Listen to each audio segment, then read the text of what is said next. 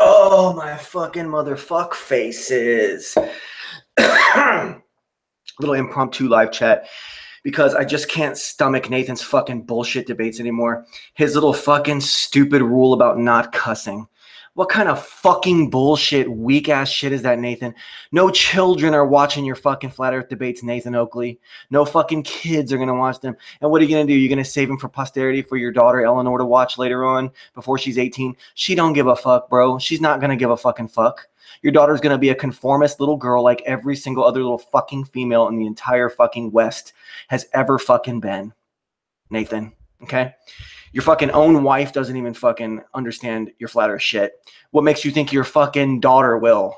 Okay? Your daughter is going to be programmed by your fucking wife the way every little girl is programmed by her fucking mother to walk around thinking that they have gold-plated fucking magical vaginas and shit. And the whole world is going to bow before them because that's how disgusting the leftist fucking propaganda is. Okay? It's disgusting, bro. And your whole rule about no cussing, it's got to be the most asinine fuck shit I've ever heard in fucking flat earth. Okay? Don't get too emotional, guys. It's a debate about the shape of the earth. We don't want to be too emotional and have cussing. Fuck, shit, fuck, fuck, fuck. Cunt, pussy, fuck, whore. Shit, fuck. Okay?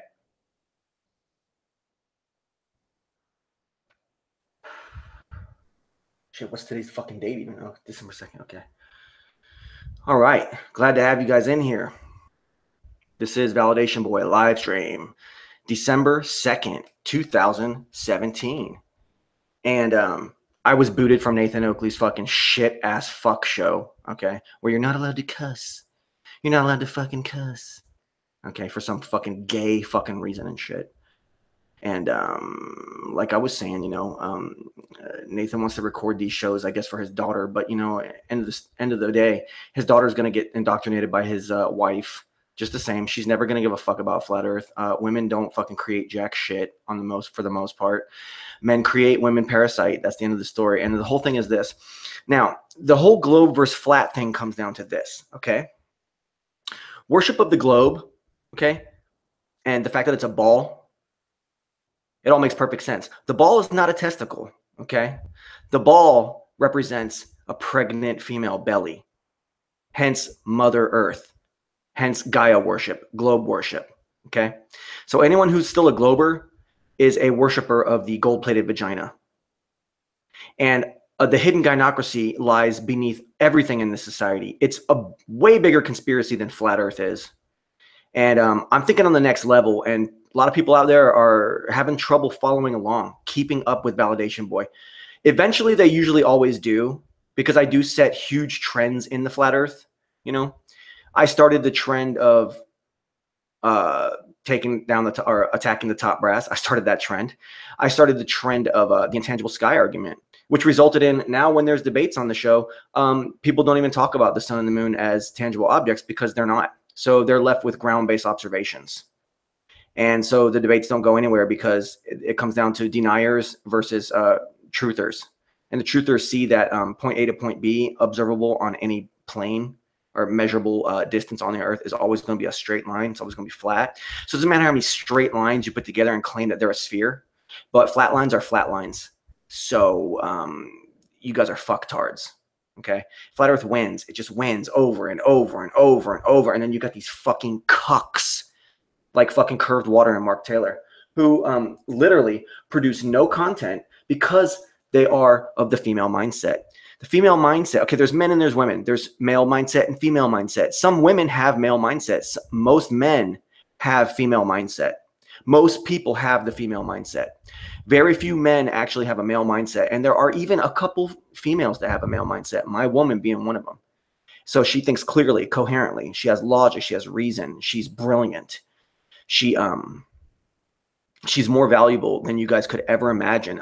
She basically shits all over all the females in the entire flat Earth scene. All of them. They're all just garbage compared to my woman. She's so gorgeous. She's so beyond a 10. She's like a 12. You know what I'm saying? She's like a 13, a 14. It's just too much to handle. You guys you'd shit yourselves if you saw her. And she's not a parasiting, ho-ho fucking downing fucking couch sitter like some of the other people out here, rebel, and others, you know, that literally don't do anything and parasite. Okay. And the thing is that these guys, they're not producing any content. They don't produce any arguments, okay, that are original thoughts. They don't produce any observations, any content of cool stuff. We got badass content producers like Rob S. Honor to have you in here, Rob S. Thank you so much for joining us. He says he has females on the mind. Does that count? No, that means you have the male mind.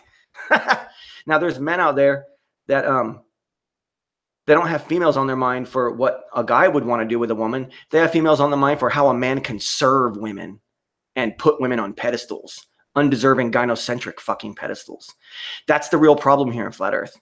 It's come to this state of emergency that I had to do an impromptu fucking live, you know, because of the fact that I was booted from a show for cuss words, even though I was dominating and destroying the show. Okay. Now, once again, the sun and the moon are not within the tangible realm of our reachability. The sun's rays are not the sun itself. The sun's rays touch you. They are in the tangible realm. The sun itself does not touch you. You do not touch the sun. You do not know what the sun is, where it is, how it acts, why it's acting the way it's acting.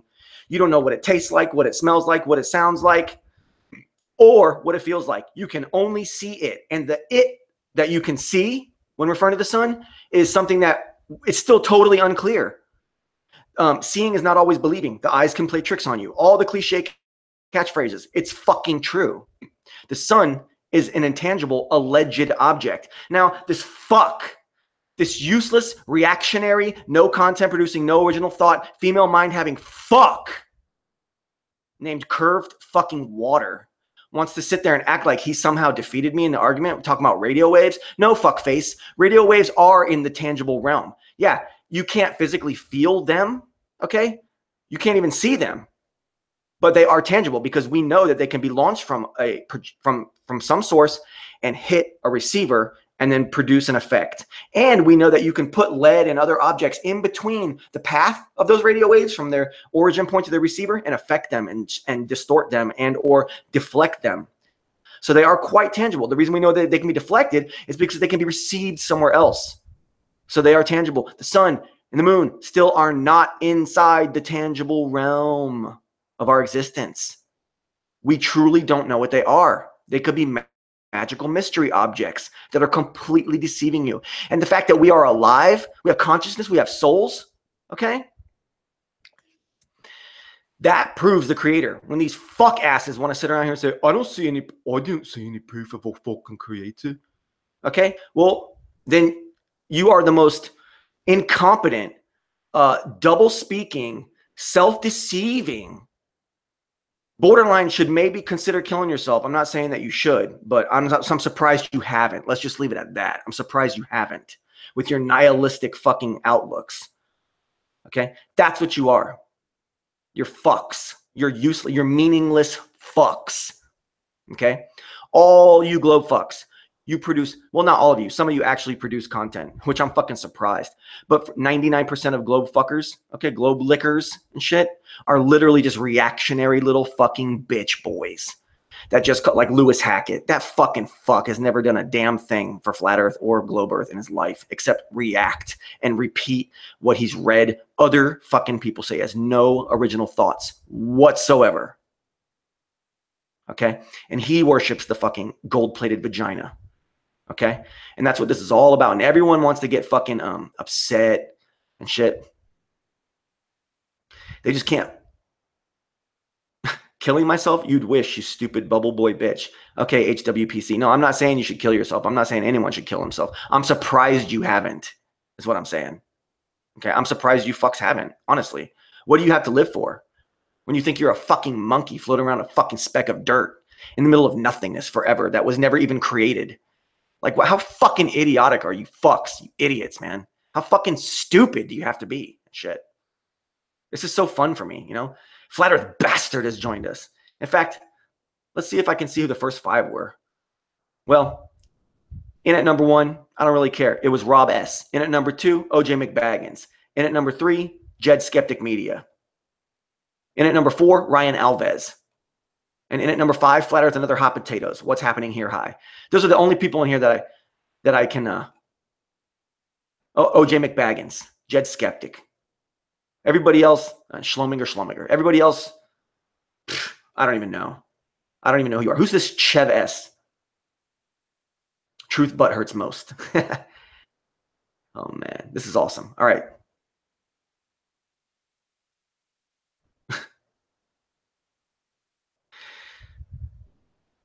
HWPC says, rather worship the gold-plated vagina than writing that copper cock. I don't even know what the fuck you're talking about. Jet Skeptic says, you can reflect and receive sunlight. You can't touch the sun itself. See that big leap there, Jed? Are you one of these people that still don't get it? That huge fucking leap that occurs? Ah, man. State of emergency, man. Fucking A, man. In fact, stay with me.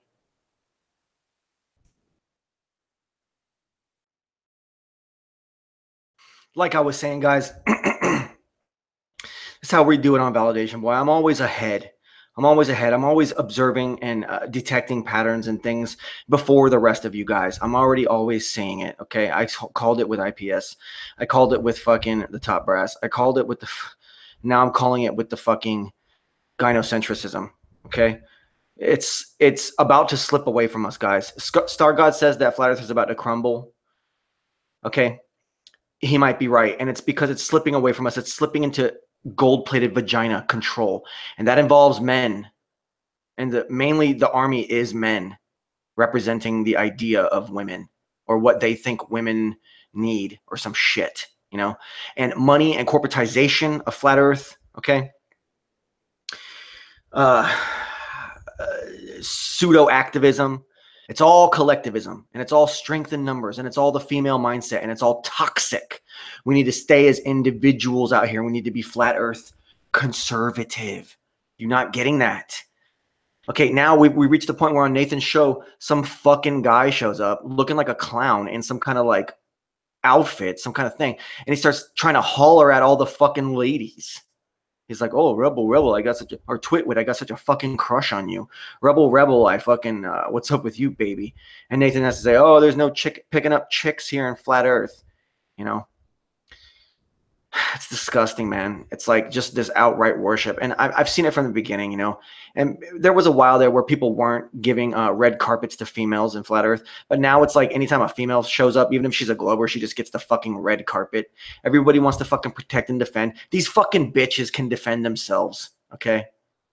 They want to act like they can't. And what does that make you do? It makes you white knight men fucking blue pill your asses up, fucking mangina the fuck up, and cuck out and be the little cuck bitch servant boys that you are and come running to their fucking defense like a bunch of fucking little whores. All you men are just little fucking prostitute fuck whores. You disgust me, man. You're fucking pathetic. All of you guys. And that's what this is what it's coming to now. Okay? Flat Earth is slipping into fucking gynocentric fucking blue pill zones. Okay? You guys don't see that there's a much bigger conspiracy at hand, and it's something that overlays all things in life, in your whole fucking life. This will be the biggest conspiracy you will ever see, and it is that of the gold-plated sacred vagina and the mother pregnant ball earth. Okay, Gaia, the mother belly of a pregnant mother. That's what the globe is. All of it. That's why they lie about the globe. It's because it's really just the hidden gynocracy. And when you see activists like Marmar Queen and her cohorts coming out and outwardly over-projecting this idea of the divine feminine and shit and saying that they're flat earthers and shit. Now, flat earth is a spiritual thing, so we don't want to get those people involved because they're spreading a message of ill spirit, okay, of the worship of the gold-plated fucking vagina. Can't be having that, dude, okay? And then Rebel, wherever the fuck she goes, people just like white knighting for her, laughing at her shit jokes. While she just sits there and just says the dumbest fucking fucktarded shit. You know what I'm saying? Daylight, Ohio, glad to see you left Nathan's and came over here where the real action's at. Cathexis just announced that he's concave Earth. Yeah, I know. He's been hinting at it for a while. Then Jed says Cathexis was trolling and making a fool of you, Ohio. That could be the case too. I mean, he's been saying it for a long time, though. He's been saying it for a long time. But maybe he's saying it as an idea. Like, oh, I can make any idea be true and show how it's true. It's like, it's the same thing I can do with the intangible, except I'm actually right when I say it. I'm not saying Cathexis is wrong when he fucks around. I'm not going to talk about Cathexis at all. What I'm saying is that the intangible argument is fact. That's undeniable fact. And anyone who denies that is just completely fucking insane and retarded. To say that the sun's rays are the sun itself, and that when you get a sunburn from the sun, or a plant gets life from the sun, that it is the sun. No, it's not. It's the exhaust from the sun. It's the exhaust from the tailpipe of the car. Okay? That exhaust is not the car itself. The fucking incompetence, man. And fucking, once again, I'm just I'm ahead of it all. I see these patterns. That's what you guys want to take it to. Nathan's shows are completely fucking pointless at this point. He's had 45 debates now. Not a single fucking thing has been solved other than flat earth is a belief system. Globe earth is a belief system. Only one of those belief systems has visual confirmable proof, and that's actually empirical, and that is the flat earth, okay? Because you can't touch the sun. You can't smell the sun. You can't taste the sun. You can't hear the sun. You can only see the sun. And really, honestly, you can't even see the sun. If you really fucking think about it, honestly, let's take a step back. You can't even actually see the sun. You see light that comes from some alleged object. Okay. I guess people, say you could put filters on cameras and shit and you can see the sun. Well, I guess maybe you could see the sun, but even then you're still only looking at the light that comes from some alleged thing. I'm not even gonna say from something. I'm gonna say from some alleged thing. Okay. Because celestial objects might not be objects at all. How many times do I got to fucking say it? It's a fucked up truth. It's a fucked up conundrum that we face once we recognize this. And all you people out there that are just like, no, I can't have something be so unsettled in my life. I can't just leave something up in the air, no pun intended, like that. Well, that's what makes you guys a bunch of big fucking pussies with no faith in your creator. Okay? God created you and created everything that you fucking see, including light. Okay? Now, the sun is something that it's not tangible because it's not empirically observable. And why is it not empirically observable? Because empiricism takes 2 or more of your 5 senses. Now, let's see. Which of those 5 senses do we fucking have? I'm going to say it again. Do we hear the sun? Nope. Do we taste the sun? Nope. Do we smell the sun? Nope. Do we feel the sun? No, we do not feel the sun. Do we see the sun? Yes, we do see the sun. That's only one little pinky finger out of your 5 fucking senses. So it's not empirical. You don't empirically observe any alleged celestial, alleged fucking object, which might not be an object at all. And you are completely fucking ridiculous when you say otherwise. That includes you, Ohio, and Jed. With the utmost respect and love, obviously, to both of you in the world I could ever, and you, Tim. All of you guys. But still, to this day, you're still, you guys actually do get it. You get what I'm saying. I know you guys are smart enough to actually get what I'm saying. Even if you think I'm wrong, you at least understand and can conceptualize what I'm fucking saying. Okay? But these other people out here, they're just completely fucking clueless and shit. Tim says he does. Yeah, exactly. So, and he says, so your intangible argument is wrong. It touches us. We feel it out. Sense of touch. No, you don't feel it with your sense of touch. You feel sun's rays with your sense of touch. Sun's rays, as far as you know, can only be measured starting from inside this magical line, okay, dome, whatever you want to fucking call it, that stops our tangible, reachable reality. That's the only place you can say from where that light is coming from that point on. The sun is behind that point. It's not necessarily behind it, but it's in a place that's beyond it, that we cannot interact with and touch. Okay? Never sent anything there. So it is. The sun itself, the alleged object called the sun, is completely fucking intangible, bro. And you know it is. Oh, man. Jed says, nice trolling, Kath. Even Ohio is convinced. I sent Timmy the link to join this show, and I sent Cathexis the link to join this show. So I'd like to have Ed UpsideDownHead too if he wants, but only if everybody comes on. You know what I'm saying? I can't be with Ed alone because he's actually a complete and utter fucking badass that would almost maybe even intimidate VB, and I wouldn't even know where to start. He has so much to say. He's awesome. Cathexis says, oh, shit. I mean, Cathexis, if you come in here, man, we could talk about the pointlessness of Nathan's fucking debates. We could talk about his stupid-ass rule. We can talk about his stupid ass rule where you're not allowed to fucking say fucking cuss words because what, children are going to be watching this shit? Nobody fucking cares, bro. This society is so fucking shot out with fucking insane fucking feminazi feminism and shit and gynocentric golden plated vagina worship that's like hidden and like inherent in everything that everyone does and says, that no kids are going to be watching his fucking debates, man. The world is shot out at this point.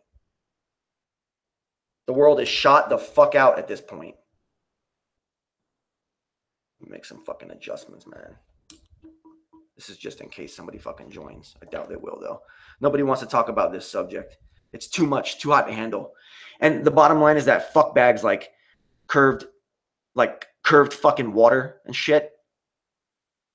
They think in that mindset.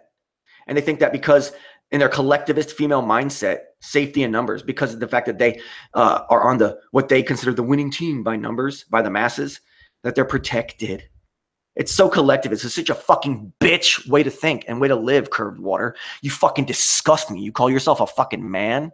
You call yourself an individual, a person even. Not even about a man, men versus women. You just call yourself a person that deserves any respect. You're fucking trash, curved water. You're disgusting, bro, and you know you are. You're fucking pathetic. And you represent all those fucks. All you fucks are the same exact thing as curved water. You're Brenda Von Assens and shit. Fucking disgusting, useless, fucking meaningless fucking people and shit. I mean, give me a fucking break. What's up, P. Mars? Yo, VB. Much love, bro. Mr. Drobot. They Lie, Ohio. Horse wearing people costume. Cathexis. I sent the link to your Skype. Relax, BV. Save your energy for destroying globeheads and their stupid arguments. Cathexis says, where's the link at Validation Boy? I sent it to your Skype, bro. I sent it to your Skype. In fact, I'll send it there again, big dog. Skype.com/ sign in. Use Skype online. Cathexis. Oh, signing in. Loading. Nah. I'm going to send it there.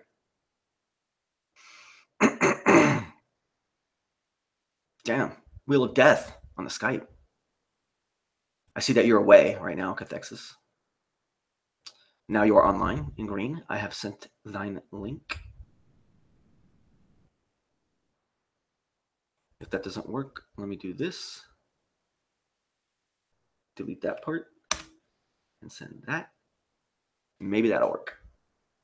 Maybe one of those two will work. Send Tim the link. Anyways, doesn't matter. Let Ohio join. You want to in Ohio? I'll send Ohio the link too. Ohio said, send me the link. Woo, all right. We're doing it big, guys. We are doing it big tonight.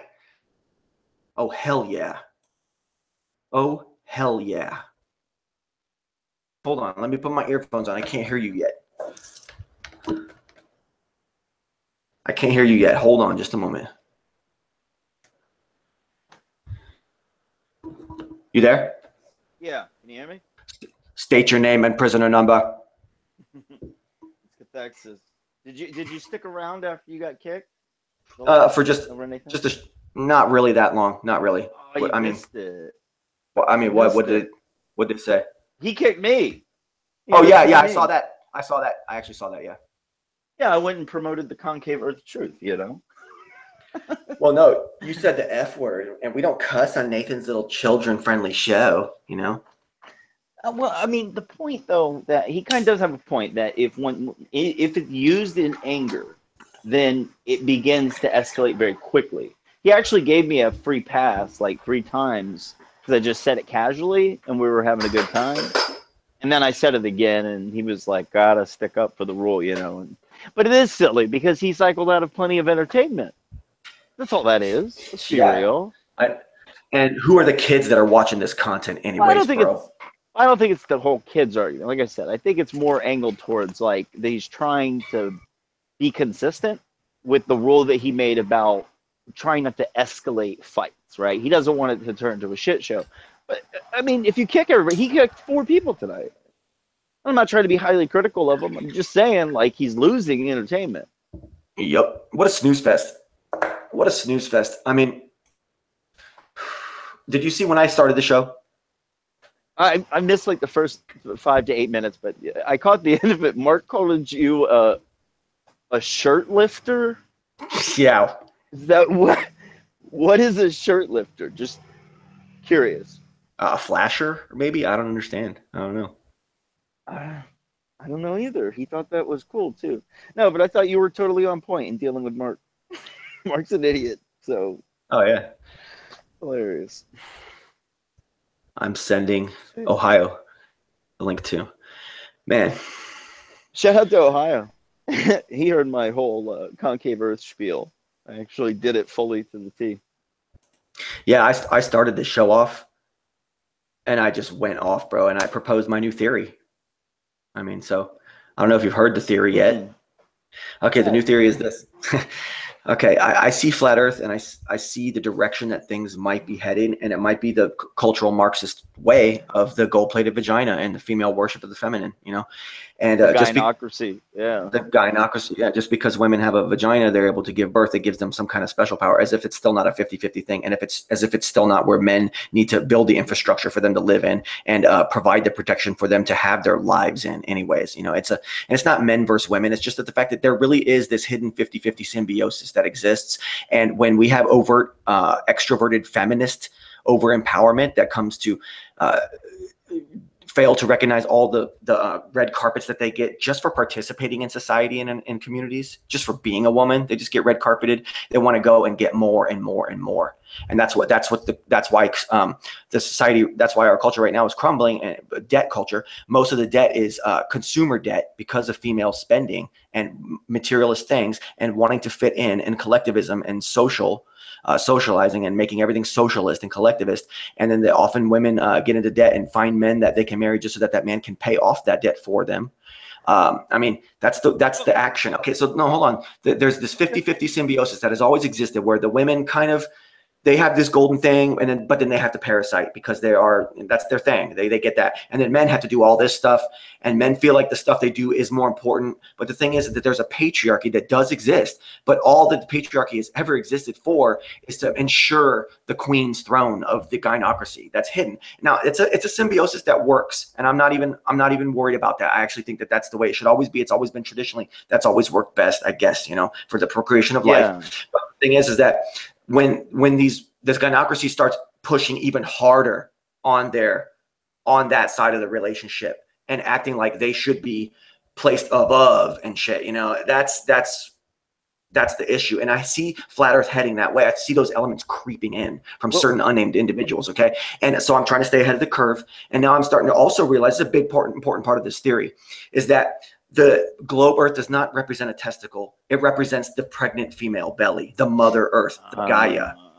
See what I'm saying? And that's why the globe is the gynocracy, and they're hand in hand. And it's that the leftist, the blue side, blue pill leftism that's encroaching on fucking Western civilization as we know it. The liberalism, the feminism, the fucking Democratic Party, all the fucking leftist shit, the collectivists. It's basically old socialism repackaged. As we all know, it's all cultural Marxist shit. And that's what's happening to us. And the flat Earth is something that shows stability, stiffness. You know what I'm saying? And then you got rigidity in space. Yeah, rigidity. And then you got and stable, so that things can fucking exist on, so we can have cultures, so we can have a gynocracy that men allow to exist. That's my story, bro. You know, hey, brother, you're fired up, and you know I can appreciate passion. I differ with the severity of the issue. What's up? This is the deepest conspiracy that overlays everything we do in our whole lives, bro. Hey. All of it, like. It is, because think about it. Think about people having lonely nights, right? And they're lonely, like PMAR's on a lonely night, you know, on his computer saying, God, I wish I had a woman, or I'm not man enough because I don't have a child at this point, and these things that people live their lives and are so concerned with and shit. All this stuff that rules people's lives. And it's mostly women capitalizing on that, because in the end, they get a sweet fucking deal. They have the kid, the man has to support. The man divorces, the man has to pay child support. The man doesn't pay child support, the government pays them. So they win. It's like a big win, of course. And then now they want to push even harder, and bend men over and shit. You know what I'm saying? Okay. So hey, man. Hey, no, look, I can appreciate the passion. I really can, because you're not wrong. It's just that simple. It's to what severity that I would agree or somebody else may agree. Okay, because what you've underlined is an absolute fact about the nature of essentially humanity or our existence. You know, these power struggles internally with the feminine and the masculine has been really what raises empires and what brings them into power. So right now, I'm just going to give you my perception. Right, outwardly, it's this strong, sun-based, patriarchal, generative force, masculine, externally, and it has been distorted, it has been corrupted, and hence why we have excessive wars and all of the things that the gynocracy wishes to cry about. Okay, that we hear brought up by the feminists as some type of evidence of some type of out of control patriarchy. But what's never mentioned is something that you're actually pointing out here. I've never heard the term gynocracy. I've known about the concept in other subtle ways, but I never thought about it in the clear, direct way that you're saying. And I think that it controls way more than people realize. I mean, growing up when I was young, it was like, okay, how do I get that woman over there? I guess I got to either have money or some type of fame, right? And that's the only way. Yep. Some type of status, some status, type of material value. Like, no, that's not all of them. That's not all of them. But even when you do find the one that you think doesn't behave that way, at the end of the day, at some corner of your interaction, that'll pop up. It'll pop up. I know you know what I'm talking about. I'd like to start off by saying the word of the night: fuck. I thought it was cunt whore. No, it was fuck. Yeah, fuck, what's up, Ohio? Fuck got both you guys. I hope I didn't fuck up your paradigm, bro. Did I fuck up your paradigm and axiom? No, you were fucking spot on. Nobody fucks with Cathexis. That's why I was so bummed out. I've been wanting to do that for a long time. I was like, motherfuck, Cathexis went concave. What the fuck am I going to do now? Yeah, I've always wanted to do that. Like, I've got all the information. Like, I know the arguments. What's the first thing? First thing I asked, I go, "You're fucking trolling us." I tried to keep a serious face, but sound a little trolly. Yeah. So, but I want to look into it, man. What book is that? I didn't write it down. Oh, it's called The Cellular Cosmogony. Man, it was written by Cyrus Teed, or otherwise known as Koresh. Yeah. I mean, it's a cool book. I mean, he's a geodetic. Well, the person he wrote the book with is a geodetic surveyor from the early 1900s. So it's just an interesting take on it, you know? And that's, if you look at that, and you look at flat Earth, and you look at the globe, you can see that this is obviously multiple ways to express the same thing. And that's what I realized early on. It's just about how you want to model it, because we experience it as a level motionless plane. And that's how come you've been holding this in? Well, if you caught me early on, like in free chant days, I used to talk about it more. Well, yeah, but tonight you come out tonight like a big announcement. You got Curve in there. And... I was trolling the shit out of everybody. I wasn't being serious. I don't think it was okay. Yeah, right, that's why. Clear. That's why I said we're getting trolled, guys. Stop. I was gonna do the bit. I was gonna do the big reveal, but I got kicked out for saying fuck, I think. So yeah, gotcha. Yeah, you had two fucks. He didn't get the first one. The second one, he's like, you're gone. Check it out.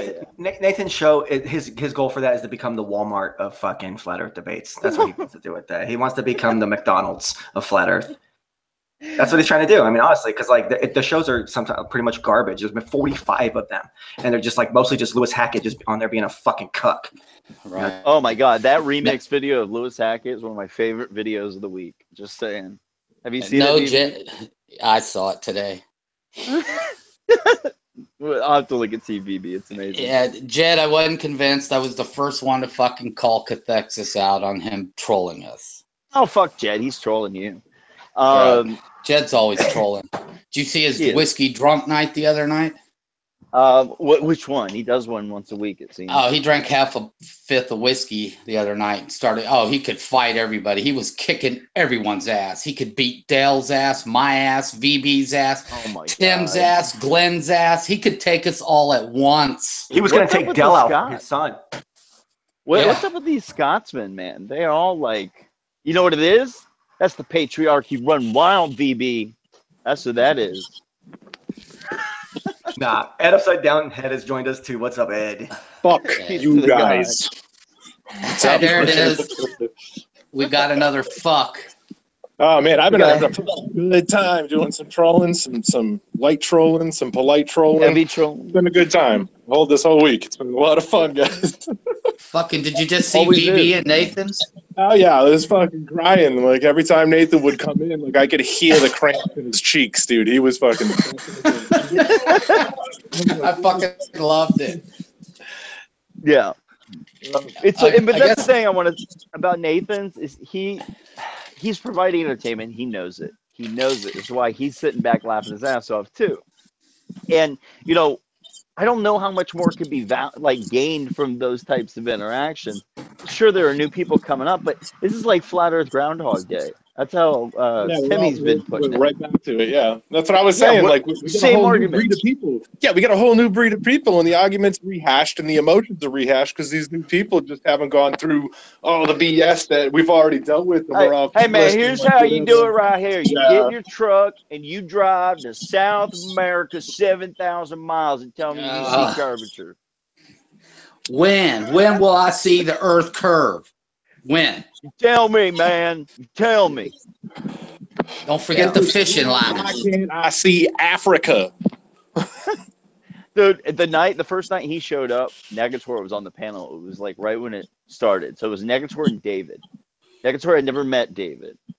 For 45 minutes, he just did those questions, those rhetorical questions, and Negator couldn't help himself but to laugh ridiculously. He was just like nonstop laughing because he thought he was getting trolled. He literally did.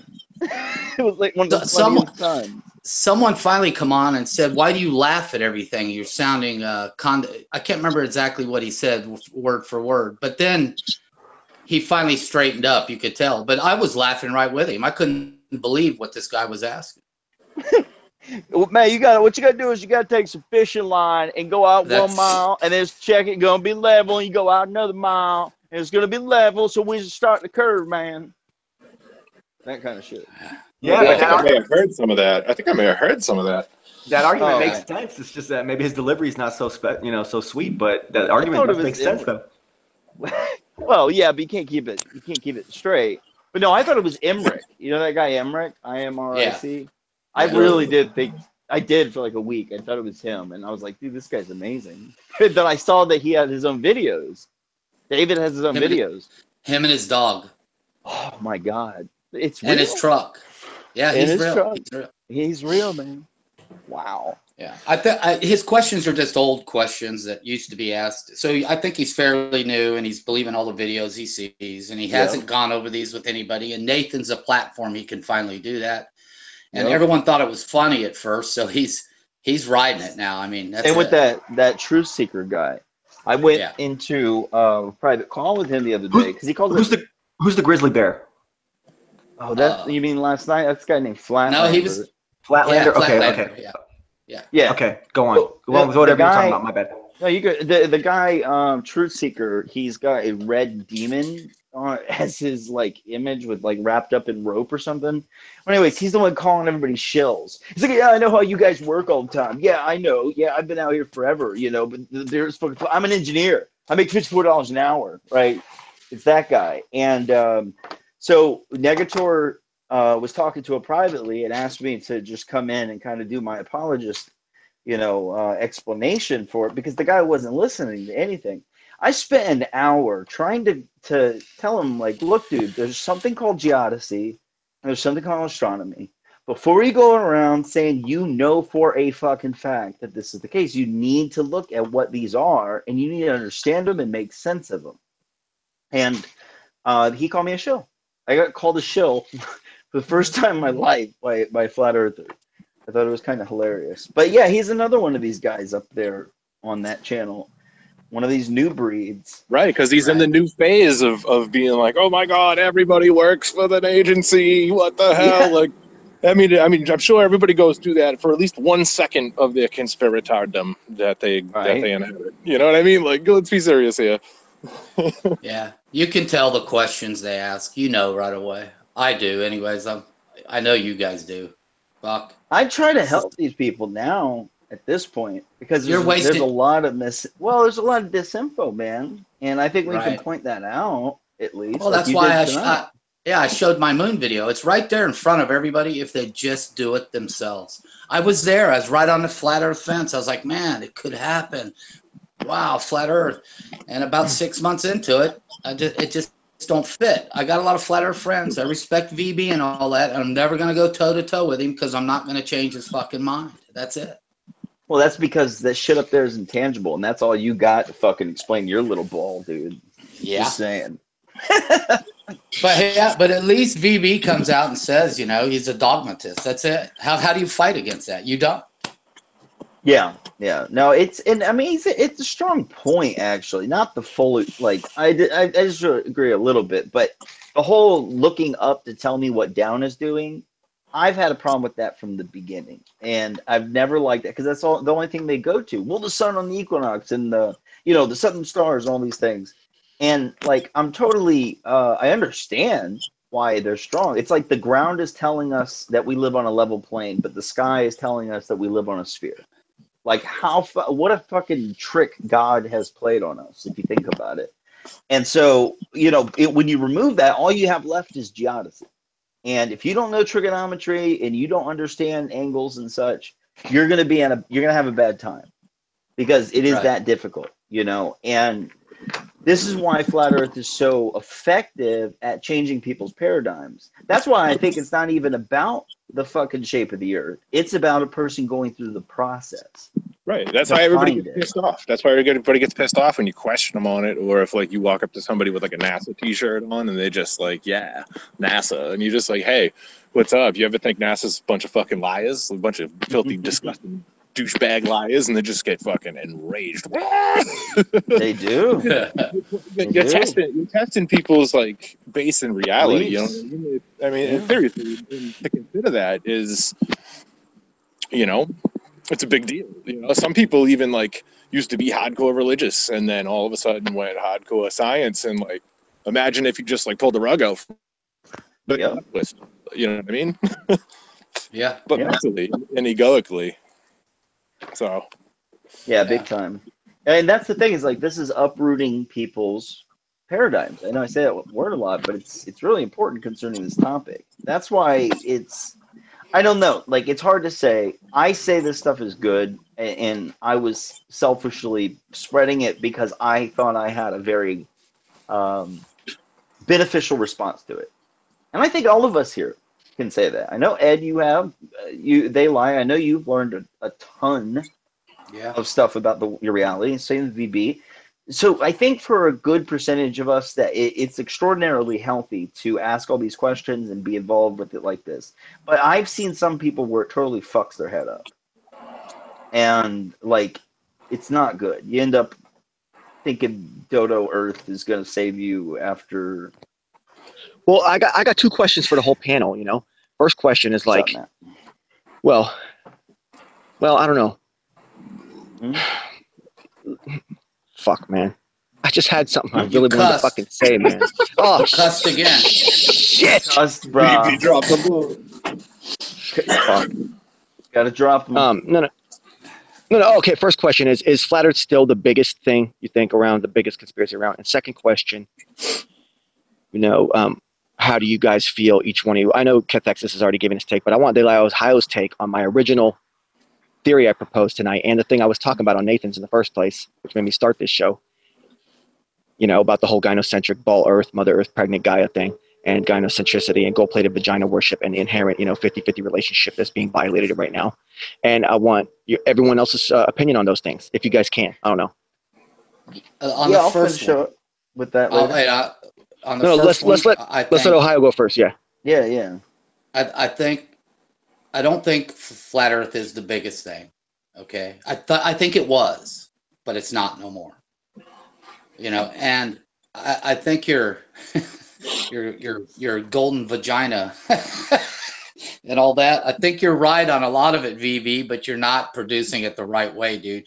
You're offending fucking women. And if I agree with you, I'm not getting pussy for a month. That's bullshit. You'll get your pussy, bro. Come on. I'm just fucking with you. I don't know what to think about that. And the first 5 minutes of Nathan's program tonight, I missed it. You were mid-speech or you're fucking losing it. And I was like, damn it. Oh, yeah, I came in there and Oh, sorry, go on, bro. Sorry, dude. I just wanted to say, Brenda Van Alsen has shown up here in your chat, and she went and deleted 146 videos that a friend of mine uploaded that were Crow 777 videos after he painstakingly downloaded everything and then re-uploaded it to Google Drive and then shared it with everyone. And Brenda went, and even though it was very nice enough to share the link with her, ended up deleting all of those videos. So I just want to give a big shout out to a book burner. Shame. I don't see him. Yeah. I see him. I see him. Yeah. So Brenda, way to be a quality stand-up human being. Jesus. Sorry. Forgive me, guys. Keep going. That's all right. I'm glad. Has anybody confronted him or? Yeah, he said on another channel earlier that he's glad that he did it, and he'd do it again or something along those lines. That's messed up. I wonder what now. Let's see how Jim Panda said. You heard Jim Panda today. Yeah. 146 videos. Yeah. He defended Brenda forever. It's ridiculous. Sorry about that, guys. I just wanted to get that out of my system. I'm glad you told us that story. That's one of the most disgusting fucking things I've ever heard in my life. Just thought, just ideas, just computer graphics, probably maybe some photography, some fucking words deleted and shit. What a fucking cunt you are, Brenda. How ironic that a fucking dude like that can be such a fucking cunt. You know what I'm saying? Damn, Brenda, you picked the wrong time to come in here. Yeah, it was great. Shit. I loved it. Look what he said. Yeah, it was great. I loved it. That just proves what a fucking horrible person. It proves what a disgusting whore you are, Brenda. What a useless, meaningless fuck you are. Think about how much thought you limited for people. Even, if you had such faith in your fucking globe Earth, then you would let people see all that stuff, spread it around, even make a mockery, say, hey, check out how stupid these people are, and spread it to everyone so that it could actually settle the argument so your side could fucking win. But you can't win. So you got to burn the books like a little fucking pussy. I was just going to say, how's that any different than the Nazis burning books? Yeah, Hitler burned the books. Well, Brenda's a collectivist. What else would you expect from a fascist, collectivist, fucking blue-pilled cuck like Brenda? Social justice warrior. All anti-free thought, anti-individualism, fucking disgusting disgrace to fucking humanity, bro. And sinner, and you fucking deny your creator, Brenda. You're disgusting. Can I get an amen? Shit. Yeah, Brenda, that was fucked up, man. No, you know what? You're going to say cry harder. That's just absurd. What you did was literally the equivalent of burning books. You deleted 146 videos that were downloaded and re-uploaded to share with people, including yourself. You were added to that out of good faith because these people actually considered you somebody that they wanted to share information with. Okay? So they show you kindness. And then what do you do in return? You delete them, laugh about them, say you'll do it again, and say you're glad about it. Get the fuck out of here. I got no time for that kind of level of disrespect. I'm done. You're not done. You're not done. Let's keep going. Let's not. No. Let's back. Right? But let's talk about the Gynocracy. VB, I think flat Earth. Back to flat Earth. I don't think it's the biggest thing now, but I not in that way. I think the reaction of it all is bigger than flat Earth itself. If you understand that, I mean, look what it's done. That's the big part. The psyop of it all, the whole thing. The interactions that it has caused to happen, the ripple waves of its effects, if you will. It's that look, right? Look at us now. Look what you just did to Brenda. There you go. Yeah, fuck Brenda Von Assen, fucking worthless pile of trash. It's look, he's burned books basically, over all this, out of all this, just over this flat Earth. Look how far it's gone. The irony also. I couldn't have told you how fucking far the moon is or how big the Earth was 2.5 years ago, and now look, look what it's done. It's Brenda, tell Dubé we said hello, fucking Nazis. Mm-hmm. There it is. The irony of the fact that I let Brenda in here with no fucking wrenches at all because I'm a flat earther and I see that things are bigger in this world than fucking wrenches and banning people. And I've heard with the respect of not misspeaking her acronym or whatever the fuck pronoun. It's called freedom of speech, Brenda. Oh no, freedom of speech.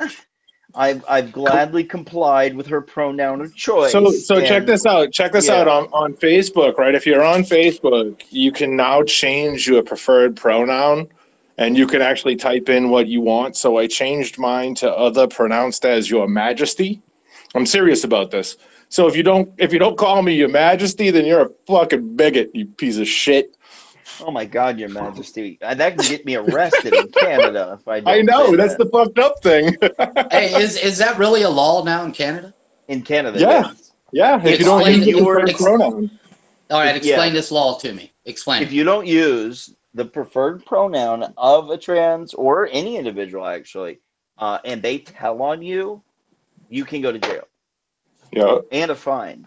It exists in California also, but I believe it's at some weird level.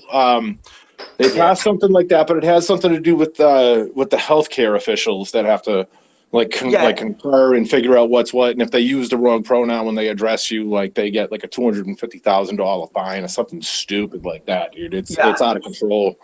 I would feel like that whole stipulation would only be applicable in like official capacities, like a government thing, like at a doctor's office, and especially if there's a socialized medicine in Canada, then then any kind of doctor and medical stuff is going to be involved with the government, and or official things like that, like school, like government school, things that you're required to participate in with legal implications that you have to use your real name, your real social. And even still, and even then, like only those people are the ones. Like you can't just like ban, because let's say I'm in a fucking restaurant and I order something, and the table next to me, the guy says, "Hey, dude," and I'm a chick, but I'm a trans. Yeah, but or something. Hold on a second. If you got that guy owes me $1 million now because he said that to me. Hold on a second. So you mean to tell me that there are federal laws that mean that you have to hire? The federal government has to hire people with special needs, right? So if somebody with special needs and has fucking Tourette's and they work at the DMV and they say, her, and it's a dude and he's like, nope, sued. Come on. So I gotta resort back though to the. I like that. Yeah. Anyways, there's a lot of weird stuff happening right now. And you know what? You mentioned the cultural Marxism earlier when I got on. And that's essentially what we're dealing with here. The cultural changes that we're seeing very rapidly, including these pronouns and misgenderings and cisgender and all of this stuff, on top of the identitarian politic and the things that we're observing with women and men, which could fall into the whole social justice where there is a concerted effort in order to push this into the mainstream as much as possible, but more the colleges than anything else. You'll notice that this is where it is. But I have to agree with you to a large degree, VB, about the gynocracy concept. It's something that we don't discuss. I've actually come from the position that patriarchy is a problem. I'm not gonna lie, and I know. Hold up. Let me finish the sentence. In fucking Saudi Arabia. Let me finish the sentence. No, what I'm saying is. Epic fail soundbite. Oh my God! Listen, what I'm saying epic fail soundbite, bro. I said I used to come. Give it to him again, Cathexis. Go on, say it again so we can get it. I used to come from a perspective where I thought that the patriarchy issue was a problem, but not the way a feminist says it. Like the word has gotten a total misapplication and the misunderstanding. When I say patriarchy, I mean heliocentric, solar cult worshiping, masculine, let's say, the Roman church, the head of the church, the kings, the right of kings. What we're seeing is this consistency among minimizing the feminine, minimizing the divine feminine, and maximizing the corrupt masculine. Okay, I think that the exact opposite is happening right now. I think that the exact opposite well, like is I said, happening now. I wanted to explain. I come from that position. Okay, but now that I've understood more and more about how essentially both of that exists in every human being, and that what we see is a distortion of it on both sides. So you see this distorted feminine that's been coming out, trying to change it to this gynocracy, trying to control, trying to cuck out all the men. And this is a huge problem. But on the masculine side, it's a bunch of weak masculine cucks and then a bunch of like over patriarchal, abusive warmongers. And why are there so many mangina cuck boys? What's your take on that, Ed? Why are there so many mangina cuck boy men out there that are such fucking pussies and shit? Why? Yeah, like Jovan Trendmaker and Jen Skeptic.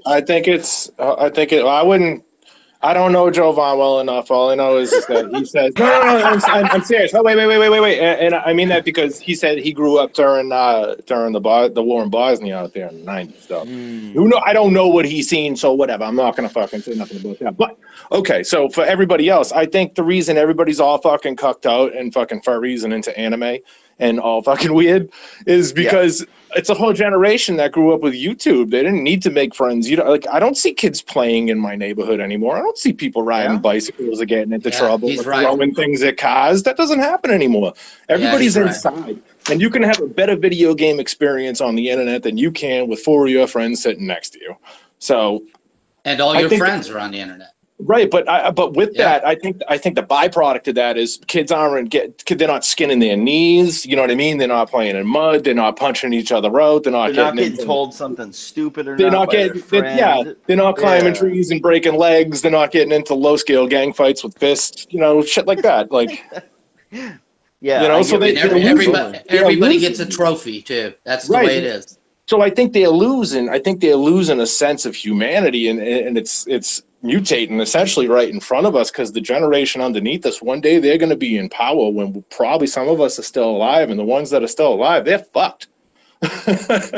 Yeah, I know. I'm scared of that, man. I'm scared of when I see these little shits all in my city, and that's like, oh, that fuck's gonna be the head of like utilities one day or some shit. Yeah, dude. I was on the phone with Kath one day, and like the power in my neighborhood went out, right? And this kid down the street, he bugs me all the time for some reason or another. He lives like 5 houses away from me. For some reason, he always like finds his ass on my fucking doorstep talking to me about shit I don't want him to talk about. And I'm on the phone with Kath, and he showed up, and he's like, yeah, like the lights are out. My mother said I need to stay with a neighbor. And I was like, dude, how old are you? And he was like, I'm 17. And I was like, get the fuck off my front step. Go back home and wait for your mother. I was like, I don't want you here. Get out of here. I'm drinking beers, like, and smoking cigarettes, talking shit about conspiracy theories. I don't need you here. Get out of here.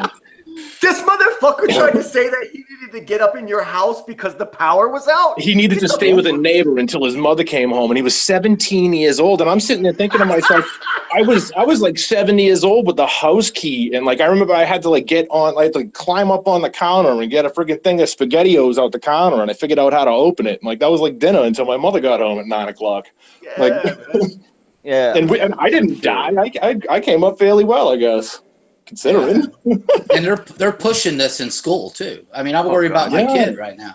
And safe spaces, and all this other PC political correctness is complete garbage. Oh my god! Giving them fucking coloring books. Yeah, dude, it's college kids.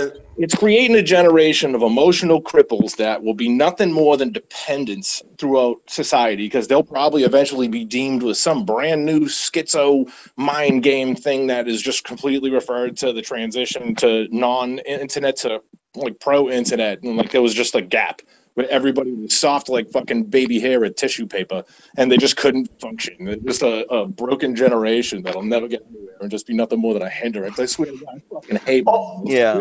Also, it's bad. Also known as collectivists. Right. Yeah, at statists. Yep. Collectivists. All the fucking things that you said. Absolutely. They have handcrafted this, especially over the past 3 generations. So this is the reason why we kind of came out unscathed from it.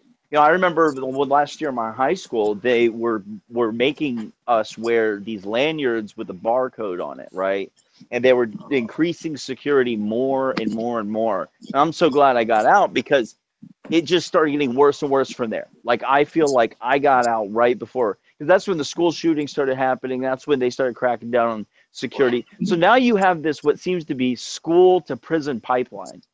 Like, no bullshit. They go in and run drug dogs on high schools now. It's like a police state.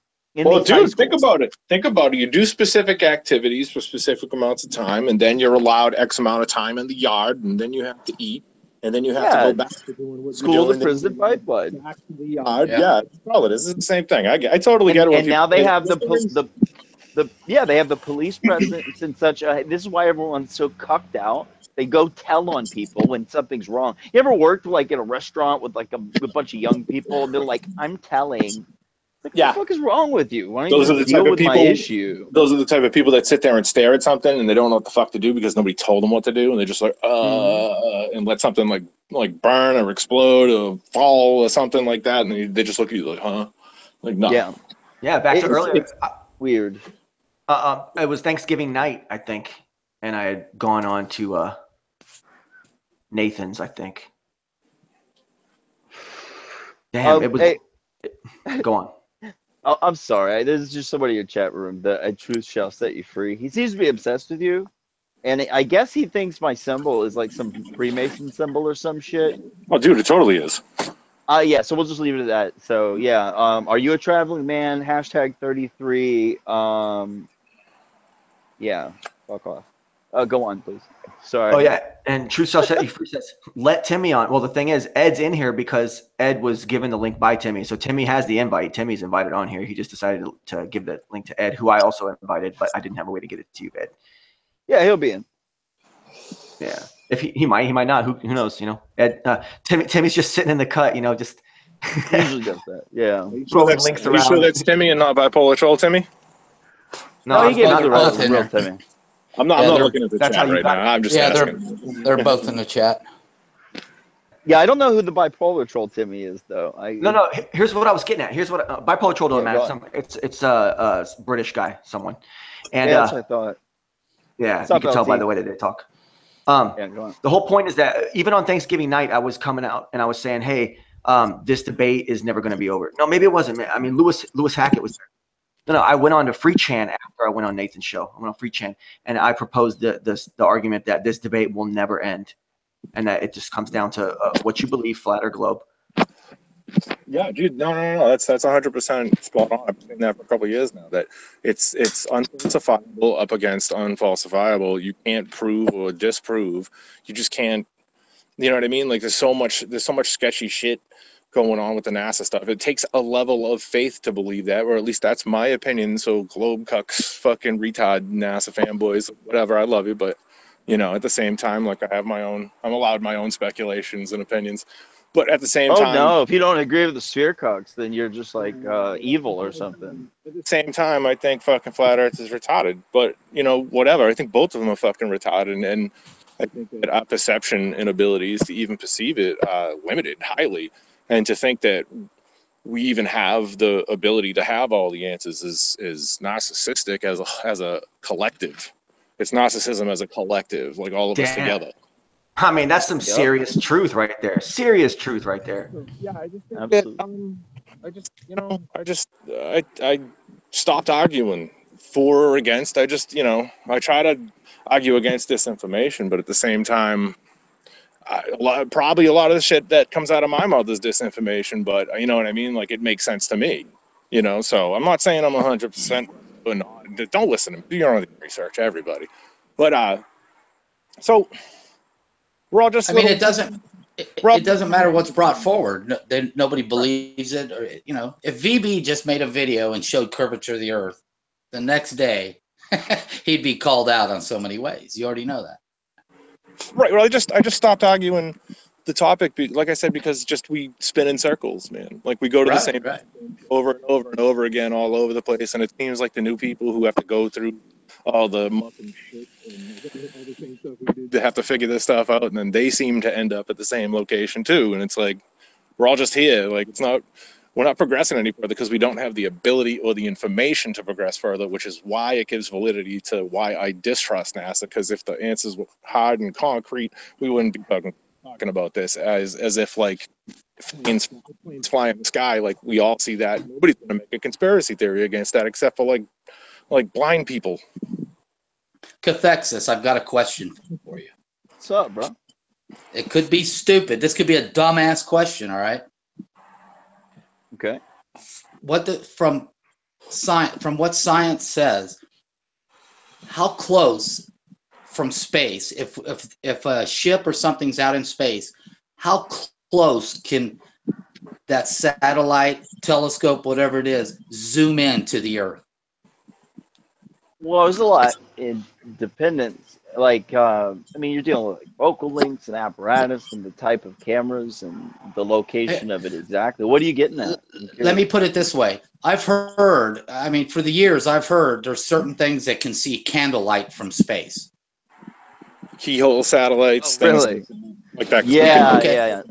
Okay, Yeah. here's what I'm getting at. It could be a dumbass question. If they have that ability, and you're looking at the Earth from space, can't they zoom in on the edge of the ball and see a building sideways coming out of the Earth? Do you understand what I'm saying?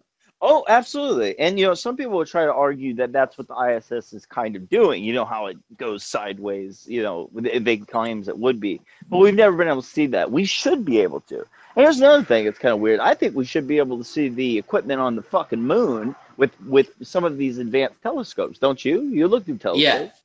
Yeah. Okay, I believe, you know. Yeah, so I think there's a lot.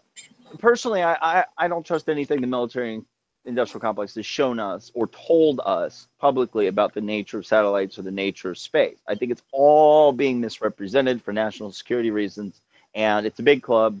We're not involved, and it's highly compartmentalized. So as to what their capacities are up there, I think it's mostly drones and balloons. The balloon programs have been going on for 70 years. So a lot of that, and not to say that those fast-moving things are balloons. I'm saying that, you know, they have so many other programs that we're not aware of. We're just told, oh, satellites in orbit. So for them not to be able to get a picture like that, I could see them saying, well, why do we need to provide that? You know, it's like asking, you know, oh, why doesn't the Hubble turn around and take a picture of the Earth, right? It's just the way the ballers would argue that. It's just like Jeremy would just be like, well, why would they have to do something like that? You know, like they don't have to submit to you. So I mean, we should be able to see Mount Everest on the edge, kind of. Like the side of the ball kind of thing. Yeah. Just zoom in and see. I know it wouldn't look like it's sticking out of a damn basketball. I understand that. No, that's wrong. That's wrong. No. It would, because you can see mountain ranges on the edges of the moon when it's full. Okay. Yeah, but here's the thing, though. Hold on. We should see a mountain range on the edge of the Earth. But here's the thing. We're talking about how far let me put it this way. Up is relative, right? Even on a ball. And this is something that gets overlooked concerning the gravity argument, right?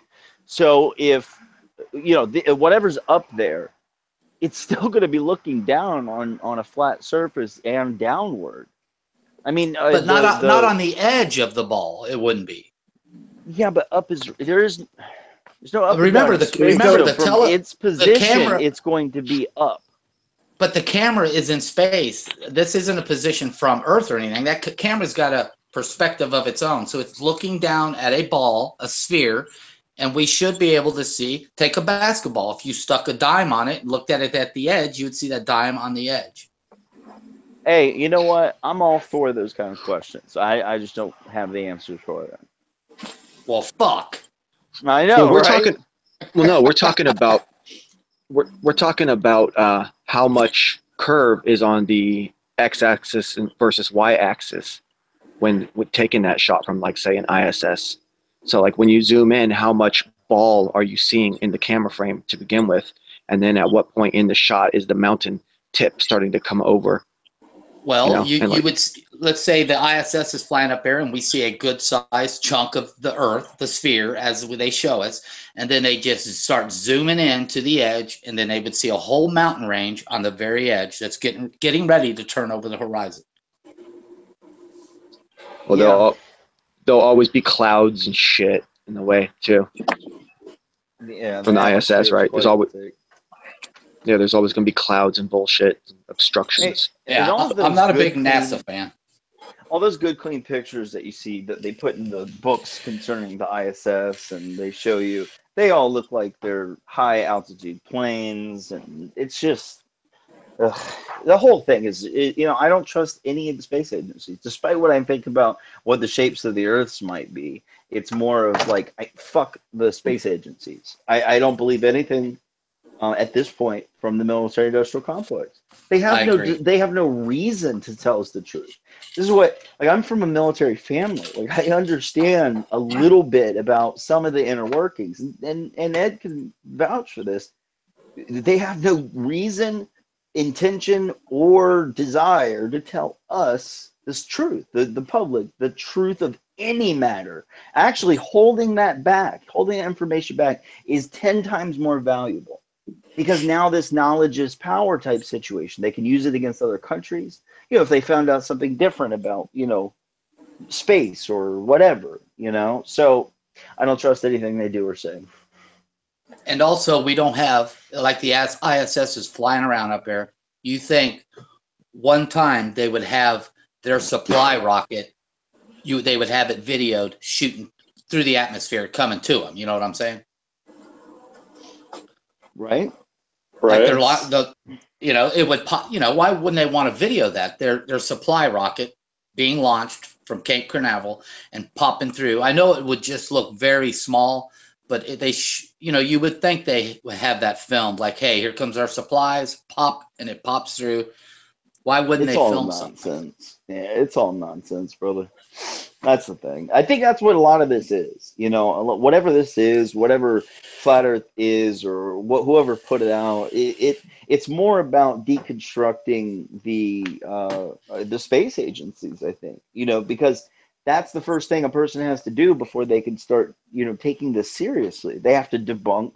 Well, in their mind, they have to, see if the moon landing was real, see if the ISS is a thing, see if all these things. And then once they see sufficient amount of nonsense, then they're like, oh, wait a second. Well, okay, well, maybe, then they can move forward. So I don't know. Maybe all this, what we've been going through for the past 3 years, was kind of like the beginning of a paradigm shift, and the space agencies were always meant to fall. I don't know. I'm speculating here, but does that make sense? That it's possible, and they just keep moving forward. They take the hit, they change the paradigm, and they keep moving forward. I don't know. So, Hayo, what do you think the angular disparity would be of the highest mountain on Earth compared to even sea level? Look what you did, Ohio. I know. No, I wanted somebody in here to answer. I don't have the answers. That's what I want to know. Why? How come we haven't seen something like that? Do you have the answer, Tim? Because you wouldn't be able to tell. I mean, look how small a whole country looks from where they are, 250, Well, that's why my 250 miles or whatever. That's why when I asked the question, I asked how close up do you think a satellite or a camera from the ISS can zoom into Earth? In other words, can they bring Mount Everest into focus from the ISS? I'm sure they could, but what they have up there is not really is supposed to be zoomed in. I've never seen it like zoomed in on anything really. I mean, have you seen the ISS zoomed in on like super zoom? Well, it's been super zoomed. They got I believe they have like a 450 millimeter lens that I'm not sure what camera they're using, which is extremely super zoom. But if they're really high up, and I'm serious about that, if they're really high up, I don't know how high up, but if you're really high up, something like 450 millimeters is not going to provide that much. Like you may get like a mountain range, you know what I mean? But not necessarily like you can get in like an area, but it's still fucking hundreds or maybe even thousands of square miles. You know what I mean? All right. Well, the atmosphere is kind of what you see anyway towards the edges of the sphere that they show us. So I really don't think that you should be able to see a mountain from the ISS without like super zoom And I don't know that they have, like everybody's like, oh, look at the Hubble. Why don't they just point that back at the Earth or whatever? It's just, it's not built for that. With the zoom, with the zoom that it would take, with the amount of zooming in that it would take, you would lose any kind of curve on your sideways axis. Is that the X or the Y? I don't even know. But you'd lose curvature on that axis if you had to zoom in that far. So at that point, you're disqualifying the camera shot. Well, it's all about seeing the actual like kind of outline. Right. And what I'm talking about is pictures that I've seen with actual telephoto lenses. It's not like across the horizon. It's a straight down shot. So I can't really say that there have been telephotos across the horizon. So I'm not. Yeah, just right. Food for thought. What is it? 14,000 feet or so? The tallest mountain. What is that? The tallest mountain? Tallest mountain is Mount Everest. It's 28,029 feet. Yeah, 28,000? Yeah. That's how high up Mount Everest is. Where you see the, airline flying at its highest altitude, that's how high Everest is right there. 30,000 feet. So, Tim, what was your point? What were you saying? Or Ed? Was it Ed who was saying it? I think Ed was going on. Like the highest. That was my question. I mean, you would think you could see that 30,000 mile peak just at the edge. I mean, as the sphere Earth turns, and I'm a ball earther, I'm wondering why that shot's never been taken. But mountains would fade up if you're coming at. They're not like a tower that's gonna rise like that. It's like they're a mountain, so they're gonna right. And I'll play devil's advocate. I'll play devil's advocate. We don't know. All right, we talk all the time. We talk shit and we dog on the light bends argument because people don't really have a handle on it. I don't really have a handle on it, but I know I can argue points that I guess sound valid, just like everybody else. But so we don't know what the angle does if you are taking a shot through the angle, because you got to consider now all of a sudden you're taking a shot. If it is to be considered legit, you're taking a shot through like 500 to like 1,000 miles of atmosphere. So what happens to light then? So it might not even be able to be seen, for all we know. Right. So yeah, I think it's most logical that they're up there. I mean, there's really no proof that there are people up there, but obviously they have something up there that can be tracked. Looks exactly like what they say. Most people will be like, "Oh, how can you see an airplane at 250 miles?" It's like, well, no, this thing's much bigger than an airplane, actually. Right. Not much. Not to be argumentative. It's not. But it is bigger, but not. It's near the size of a football field. And how wide is it too? Yeah. So airplanes are what? We should actually look at the difference between a 747 and the ISS width-wise. Yeah, I got it right here. One sec. I'm looking it up right now. But I mean, I've seen side by sides, and they're let's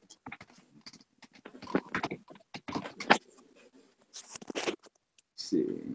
ISS is bigger than the 747. Well, no, I said it was bigger. Yeah. I did. It's probably at least twice as big, mostly with the width. I mean, the width is probably what makes it so observable comparatively to an airplane. It's probably worth two of them. Let me see. I don't know what the numbers are on. I know it's bigger than it. Still, though, you got to get it with a telescope. You're not going to see that with the naked eye. I mean, I think that's kind of... You can see the ISS with the naked eye. It just looks like a wandering star. As yeah, a flat earther would put it. That's if we track it. I guess if light's hitting it, but... The ISS comes into my view. I'm in Dayton, Ohio area. The ISS comes into my view in St. Louis. Wait, you're in Ohio? Yeah. I'm just kidding, dude. It's... My name. Yeah, dude. No, I can pick it up in St. Louis from where I live. Right, dude, I'm not saying it doesn't exist. Something's up there. I don't know what it is. You know what I mean? Like when we know people like Mr. Bukkake Pies. You know what I mean? Like he's got shit, right. And like, right? I don't know what it is either. And it's pretty good. Yeah. The hardest thing to do is track that damn thing with a telescope, man. I have tried, and I've got like 4 seconds of it, and that's it. It's hard to catch. Jeez, it's the width. It's the width that's the length of a football field. Yeah. Here, this is the So Wow. it's wide. That's pretty wide. See that picture there? Yeah, That's pretty. So definitely big. but you make it's like that is kind of a good argument in my eyes. The angular diameter of the object, we're talking about something at 35,000 feet versus something 120 times higher than that. Yeah. And so if the object is just 2 times bigger yet looks the same in the size, same size in the sky, it truly does not make any difference if you care But about. it doesn't look like the same size in the sky at all. Well, forgive me. Right. Bigger, I don't. When you see it, it's fucking bigger. That's the problem. And when you think about 110 times further away, it doesn't make any sense mathematically as to angular size diameter of the object. Yeah, dude, a 747 at 40,000 feet is almost impossible to pick out with the naked eye. You know, now that's not to say if light is hitting something way high up, you know, at nighttime, but I don't know how often that happens. Like, we're also talking kind of apples and oranges, because usually a 747 is obviously near the color of the sky, and of course you're not going to be observing a 747 like you would be the ISS at night. So, I mean, it's obviously like you can see a plane during the day, but you can't see the ISS. But we're talking about 111 times that further away. Okay, so from 5 miles to 280 miles, essentially, or it varies, but it's still pretty fucking times further. So if it's only 2 times bigger, how come it shows up at least the size of that in our sky? The angular diameter would be much, much smaller. Oh, what would the angular diameter be, and when did you calculate it, and when did you measure what it actually was? Well, you could actually do the math on this. There's an equation for it, but it just... Well, you don't need to tell me there's an equation for it. You need to tell me what the results of doing that equation were. I don't need to fucking tell you shit, Jeremy. you haven't done that equation. Jeremy. I'm telling you that this is something that could actually be done mathematically. I'm not saying you should do it. I'm just saying it could be done mathematically. It can be, but you're making a claim as if it has been.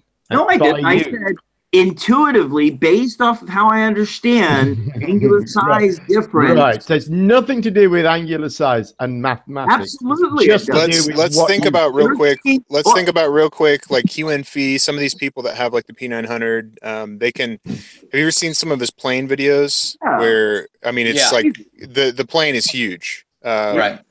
So in the field of view, so it's like we never see like a huge ISS. It's usually very, very like a speck, even with telescopes. So, well, dude, first off, P900 is cuckboy faggot shit, and get a real fucking telescope and camera, you scrub. It's no, I agree. I agree. Right. He's right. It's how much light. It's funny. Go ahead, it's funny because I heard Bro Sanchez last night, or guy, was it Dread or something? He's like, oh, ever since the invent of the P900, we know the truth now. It's like, no, dude, we had way better telescopes and all that. Like the telescope wasn't better than the P900 until not released the P900. Yeah, now all of a sudden we can see fucking Alpha Centauri. Like, what the in its real state. Yeah. And then some of those people, even QNFE had a video just like yesterday, where you look at all the comments of the video, and it's, of course, it's the out of focus star or whatever. That's what I'm saying. Where everybody's like, it's beautiful. It's so beautiful. Yeah. And I agree. I would use that video for like an After Effects to mess around with it, because that's some awesome fractals. But at the same time, it's not in focus. I wanted to jump on so bad that night. I can focus on a star, and in the wintertime, that star will be, out of focus on a star, and that star will be green in the summer. And if I hit that same star, Mercia 42, is it? No, that's Orion. Anyways, it'll be a different color in the summer, and I believe it's the atmosphere doing that, period. Interesting. Yeah. I should make a video on that. I really should. But then they'll say, how do you know? They'll say, how do you know that's the same star and shit like that? Oh yeah. Well, I appreciate you going on and trying to and showing your video earlier, because we had PMARS as well as Curve Water that couldn't explain the simplest explanation for the moon for that guy, and it's it's kind of unfortunate. It's like these people come on, they're like, oh, proof all day, then somebody's like, hey, I'm open to some evidence, and then it's just like crickets. Literally. I don't know what to say, bro. Right. I studied it forever. I had to know, and I just studied it out, and that's the best representation that I could come up with, basically. I mean, but it is true. If you take a ball and you stand outside with it, it will match the moon perfectly, the shadow on it. I'm a big guy with the logic. Like I love logic, and I feel like some of these things that they come up with, it's like you have all these millions of people that believe this way, then you come up with something and it's like, oh, water's flat. Like nobody ever thought that water was flat. I mean, like they have this inclination that everybody's been so indoctrinated, everybody's so stupid, or they're a part of it or whatever, where it's like, no, I mean, Cathexis comes on now, and it's good to hear that we need to understand, flat earthers and sphere earthers, that the spherical model works. It really does. And that's a big thing, because like Kath will say, Morgile and some of these people go around, we debunked it, and then I watch his videos and it's like, well, the precession of the equinox, well, it should move this many degrees, and I'm like, no, dude, it shouldn't. You just completely conceptualized it wrong. Well, dude, I just want to say I watched fucking Guile debunk the globe earth model on Microsoft Paint on a hangout one time. Oh, wink wink, cough cough. God. Hey, do you ever talk to Adam anymore, dude? No, I haven't spoken to him in a while, actually. Yeah, it's been like a year and a half for me at least. Didn't he kind of hit you up for? No. But yeah, no. The thing is, like, he thinks the heliocentric model is been debunked. Morgile specifically, it just doesn't make any sense to me. He's not understanding what the fucking word model means and what it is and what. These people, man. It's all about predictive capability in science, and mostly with astronomy and with how the sun and the moon works and stuff like that. And it has to be understood that this stuff has been perfected by people that are much smarter than us. And for us to have problems in the 21st century in 2017 with all of this technology, when all of these people in the past actually went outside, looked at the sky, I mean, they were predicting shit in the Vedics that would amaze some of these people that think the earth is flat. Oh yeah. I mean, they had nothing. Vedic astronomy is amazing. It really is. I study it. Yeah, and the thing is I think what's changing is it's a cosmological revolution. I really do think that I really am optimistic that flat earth was really a wedge. It was a way to pry open minds in a lot of ways, because I think people do come around to, if they fall into dogma or they made errors in their judgment or mistakes. I have seen it over and over where people have like dug themselves out of that, but their whole life has changed. Your whole life has changed. Mine, and every one of us, our lives are changed in a positive direction. Yeah, for us. No, I'm saying us. I'm saying us. No, trust me, I understand. You know my argument. 80% of it, unfortunately, end up being negative dogmatists. Forgive me, VB. I'm speaking about it negatively.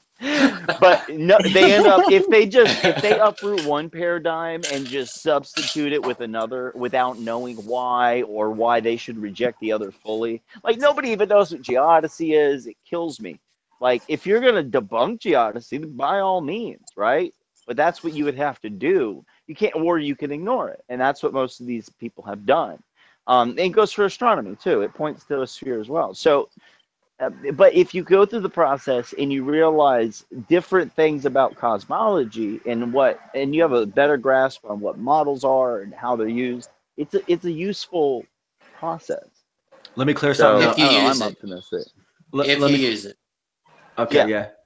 But let me clear something up though with Cathexis. There is no inherent fallacy in dogmatism, and that's on both sides. Well, okay, so what about a sphere cuck who doesn't know why he believes in what he believes, but he says it's absolutely a sphere and you can't convince me otherwise? He's like, But somebody could say that about you. If you're a dogmatist, you don't know why you believe in what you believe. You just say it's the flat Earth. Cathexis. No, I do know why I believe it though. Well, you do, but we're using an example here, right? So if somebody accepts the dogma that it's flat and doesn't know why they believe what they believe. Tim and other people one of the most common fallacies is the dogmatic fallacy, actually. So what do you mean by that? One of the most common fallacies is the dogmatic fallacy. It's constructing an argument without or within a universe of discourse that excludes all evidence against it. It's a huge fallacy, dude.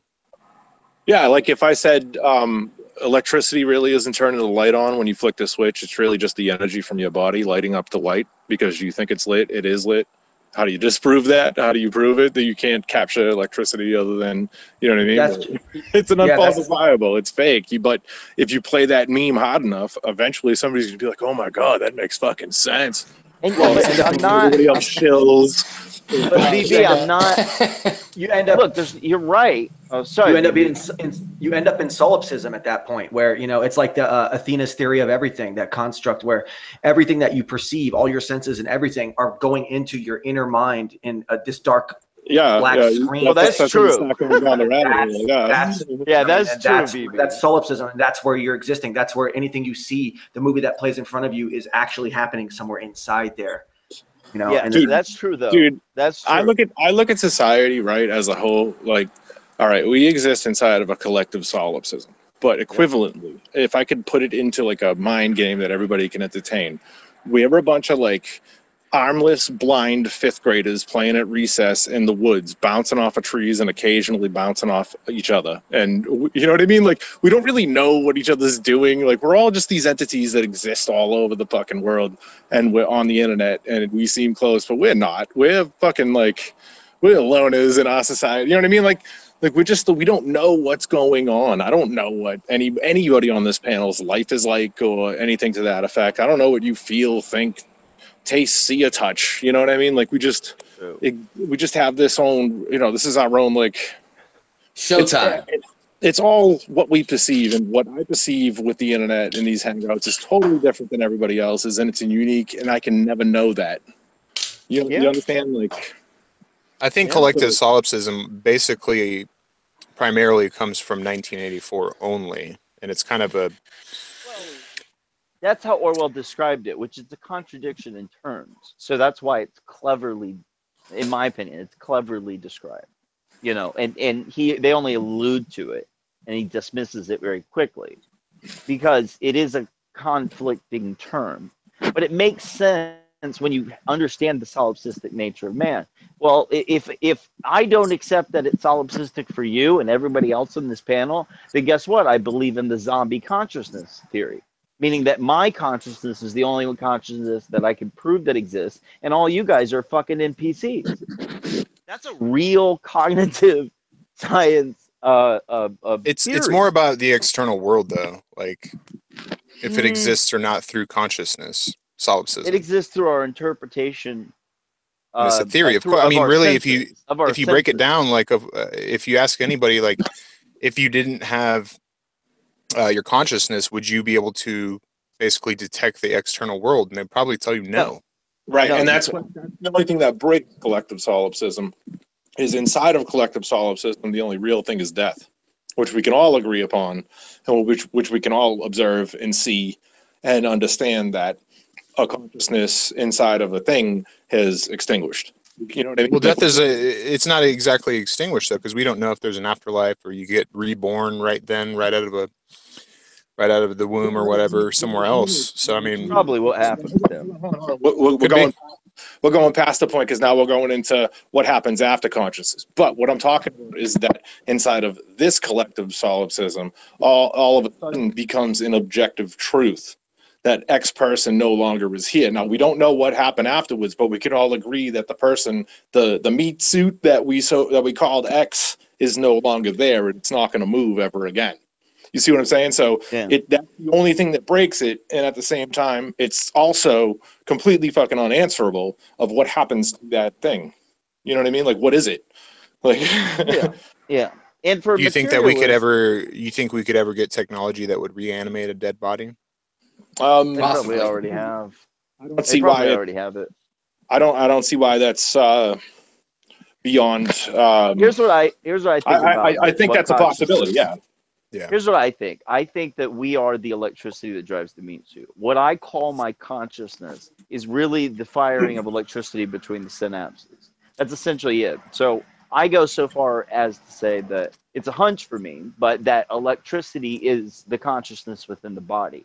And so before I used to talk about it, before I came to this conclusion, like, oh, when I die, my energy will move on. Like my body will go into the earth. But I don't know, I pictured some ethereal energy of sorts. Now I look at it more directly as electricity.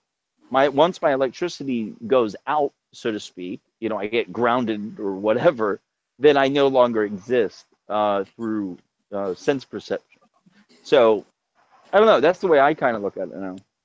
Electricity is consciousness. But if you're reanimated, your consciousness muted, would be. They could put more electricity into the body. But who knows? Right. But hold on a second. We don't have the definitions to define the connection between body and mind. Now, if let's say the body has a personality of its own, it utilizes the brain, but there's something with the soul. You know what I mean? I'm just saying, like, conceptually, if these things are different and the mind escapes the body, but the body can still rise up and function, how do we know that there will still be a mind-body connection? How do we know we're bringing that soul back to the body, or that other consciousness that escaped? See, yeah, exactly. And here's another thing. Okay, so the electricity is still just energy. Now we're talking about tangible energy in a tangible realm of existence, okay, and like matter. So the thing is, I would argue that the soul, the spirit, is actually outside of measurable energy or mass or electrical charge or amount or any kind of finite definable thing. I think that the soul and consciousness or the metaphysical. Mind to body connection is metaphysical. It's outside of the physically measurable realms. Right. Well, consider it for a second, right? Like, people get blackout drunk or wreck so hard that they lose consciousness and they wake up and, well, they don't, one or the other. But like, how do you know that that what's happening is there's enough chemicals in that person's body to actually sever the connection to where the body acts on its own, where the mind is completely separated? You know what I mean? Like, some people get so old that they give up mentally and they become brain dead, but their bodies continue. So what does that mean, though? You know what I mean? Like, where is the consciousness? If the body is still alive and breathing on its own and living, where does the consciousness go? And that's why I allow that, hey, that may exist where, body, mind, soul, there may be a separation point. You know what I'm saying? So I don't know. I just think it has to be considered. Yeah, we don't know anything. Yeah, humans have no idea. This is the reason why consciousness is defined as the hard problem, is especially through a materialist lens. An idealist or an existentialist has a better grasp on it, but now we're in the realms of philosophy mainly. There's no biological answer except for a chemical soup and a couple synapses. Like, it's very interesting that we can't really define it, because then you have to get into a solipsistic comprehension in order to do it any justice. That's why I think the term collective solipsism is kind of accurate, because we all experience this. Would you say I know. Cuck for solipsism? Is that what you said? I think that's what he said. Sounded like. Did I? I'm pretty sure. I guess. Say collective solipsism. Cathexis solipsism? What? Cathexis solipsism? Is that what you just said? Another Freudian slip? Oh my God, I'm the only one on this plane. What the fuck? We're all you guys are zombies. You're such an existentialist. Yeah. Every one of us can't help but be a cuck for solipsism. We have no choice but to be. Yeah, it's true. You have no choice, man.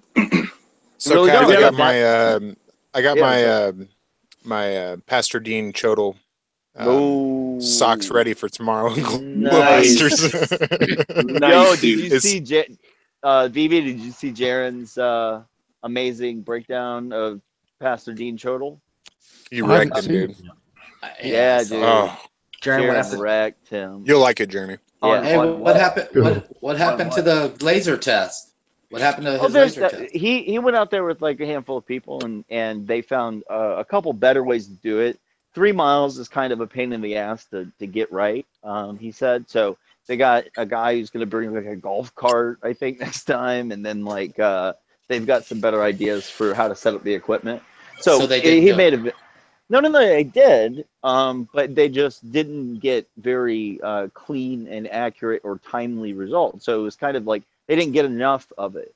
They wanted to do it more and get it. Yeah, he's trying to fit a 10-foot beam into a glory hole. I really don't think it's going to work very well. What do they need a golf cart for 3 miles? Dude, what do they need a golf cart for? What do they need a golf cart for? I'm talking about mobility. I don't fucking know. It's 3 miles, man. He's usually on the internet. Watch the last video, you faggot. Have you ever seen Jaron? I mean, recently he's definitely blown up like a balloon, but he's eating good in the hood. I need to tell him about the keto diet, dog. I want to give that nigga gout. Let's get him a helicopter so he doesn't have to raise a finger. That'd be great. I don't know if that's true. I was talking about he complained about mobility, okay? So I'm like, yeah, some guy's going to bring a golf cart or some shit. You should talk to him about the ketogenic diet, man. He needs it, bro. That's what I'm saying. I'm going to give him gout, dude. They need to take him to Lake Pontchartrain with Soundly and say, there it is. Exactly. The only place on earth that you can see curvature. We got to take him there and show it to him. Nah, LK and pretty much anywhere you go with a decent observation, mostly with obstruction, you're going to see what we call curvature. Obstruction. Yeah, you're going to find obstruction everywhere. I was going to do what Soundly did at Lake Erie, and Soundly beat me to it. And if you guys knew what he did to get all that done, he's got to take his computer, his telescope, his Elgato card, a battery. NASA's paying him well, dude. That's why I get pissed at people like you said that just completely throw it out into the trash can, like, oh, he's a shill or something. It's like, no, dude, he's actually spending his time and his effort to give you guys the correct information, good evidence. Right. Hey, now he's doing it live, and that's not good enough. I heard him on earlier tonight with that really attractive young lady. What was her name? What was her name? Kevin? Oh my God, Double D's. Sean Hufford, Double D's. Sean Hufford. Oh my God. Oh, she's looking great. I'm sorry, dude, but look, I had to say something in the chat, okay? Because I didn't say anything about the Double D's, okay? All I had to say was, you're accentuating the problem by having a cut-off female shirt on, as well as like this long hair, like an 80s female. Hold on, are we talking about a dude who had moobs? Yes, it's more than that, though. He claims he has a medical. He claims he has a medical issue, and he eats this medicine. It gives him moobs. But today in his hangout or tonight, he had a woman's shirt on, and the sleeves were like halfway up his arm. I mean, he does this all the time. He has real long hair. He was just missing the makeup, and he would have been a hot chick. No, his name was Robert Paulson. His name was Robert Paulson. Listen. I've seen him with a low-cut shirt on before. I have seen him with a low-cut shirt, and I tell you what, I bet he has a belly button ring, and I bet he's got makeup on right there. I'm just saying, guys. That's him. It's really odd. It's really odd, man. I think he works at Walmart. And, I asked him if he was aspiring to be the next Brenda. He's not, though. He claims that it's just a medical issue, yet he plays into it every which way. I think it's bullshit because you don't dress like that with tits that you can't help. No.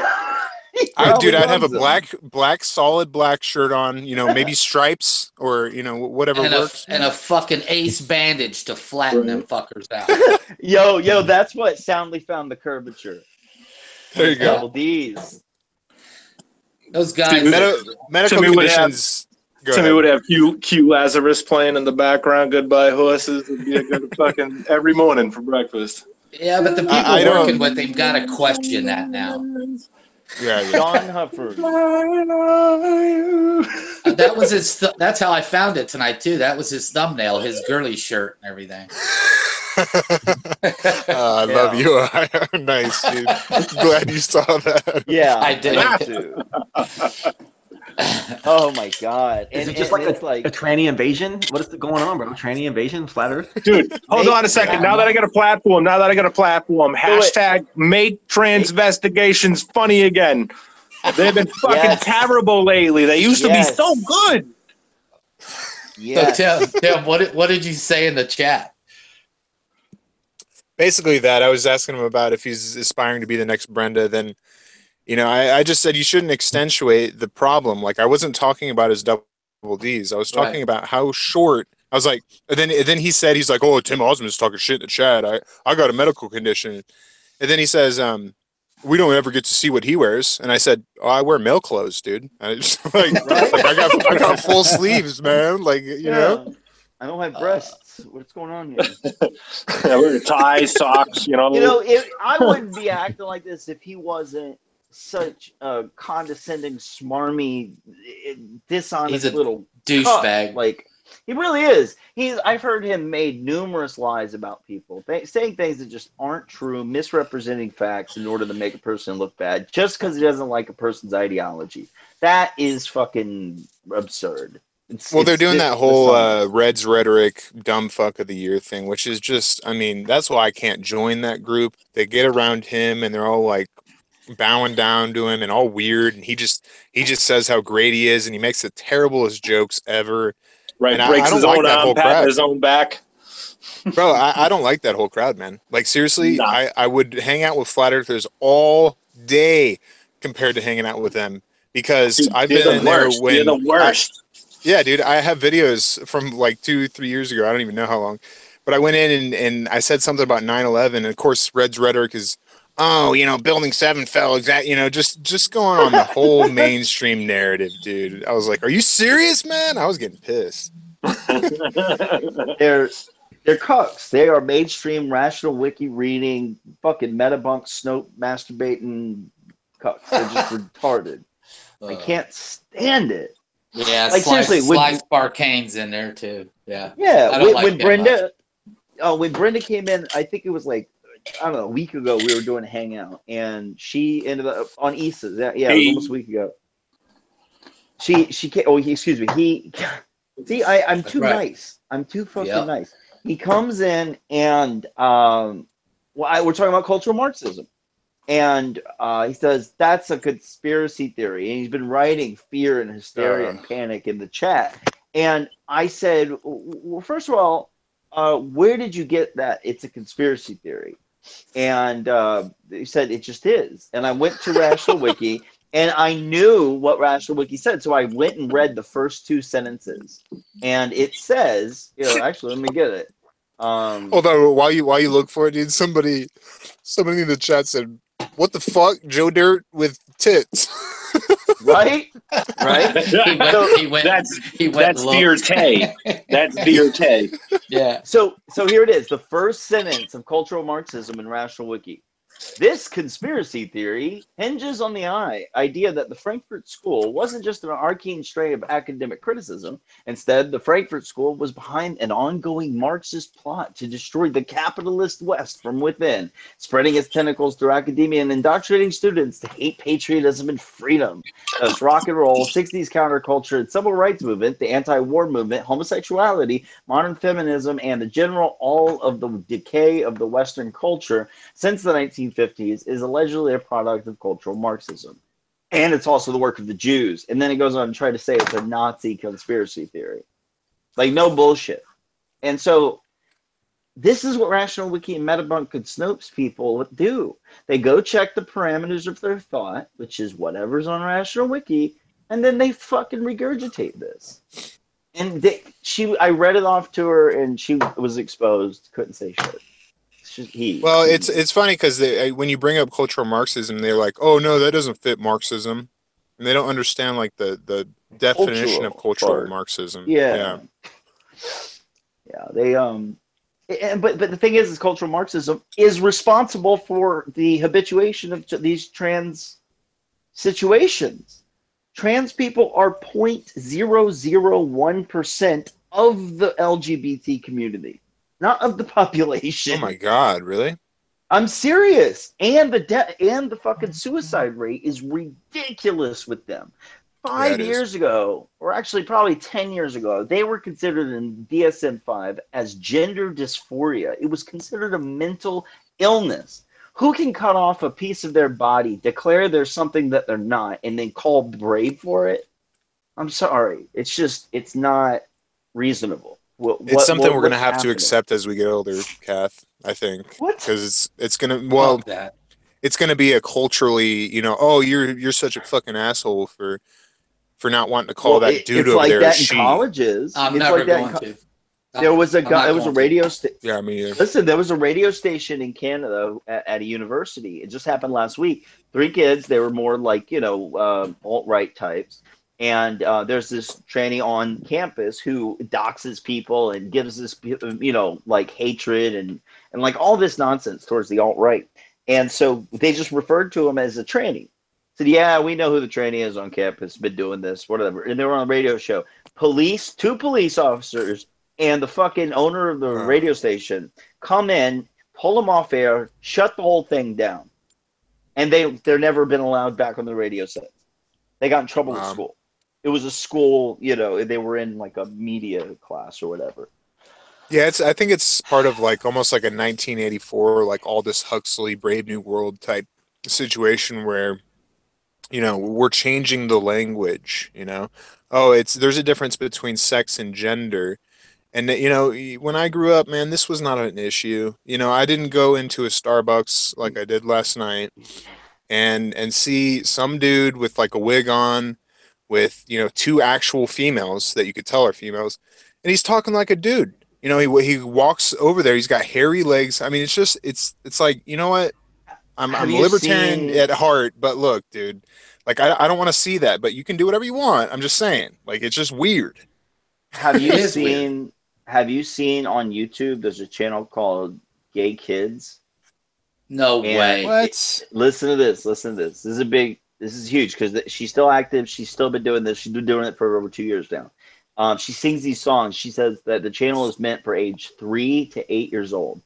And this will disturb you because they have like a Tranny Tuesday where a guy comes in with a beard, fully dressed up like a woman, and sings about how it's okay to be a trans. And she's fully monetized. And yeah. That's fucking sick. There's no hope for humanity. Yeah, I think there's something wrong with, like, there's always with me, I'm always like, hey, where can we draw the gray line? There's always a gray line to be drawn. And for some reason, these people think it's okay to teach children about this. And mostly that, 3 years old, oh, okay. Like, I don't even know what a penis is. I don't know what a vagina, I don't know any of that.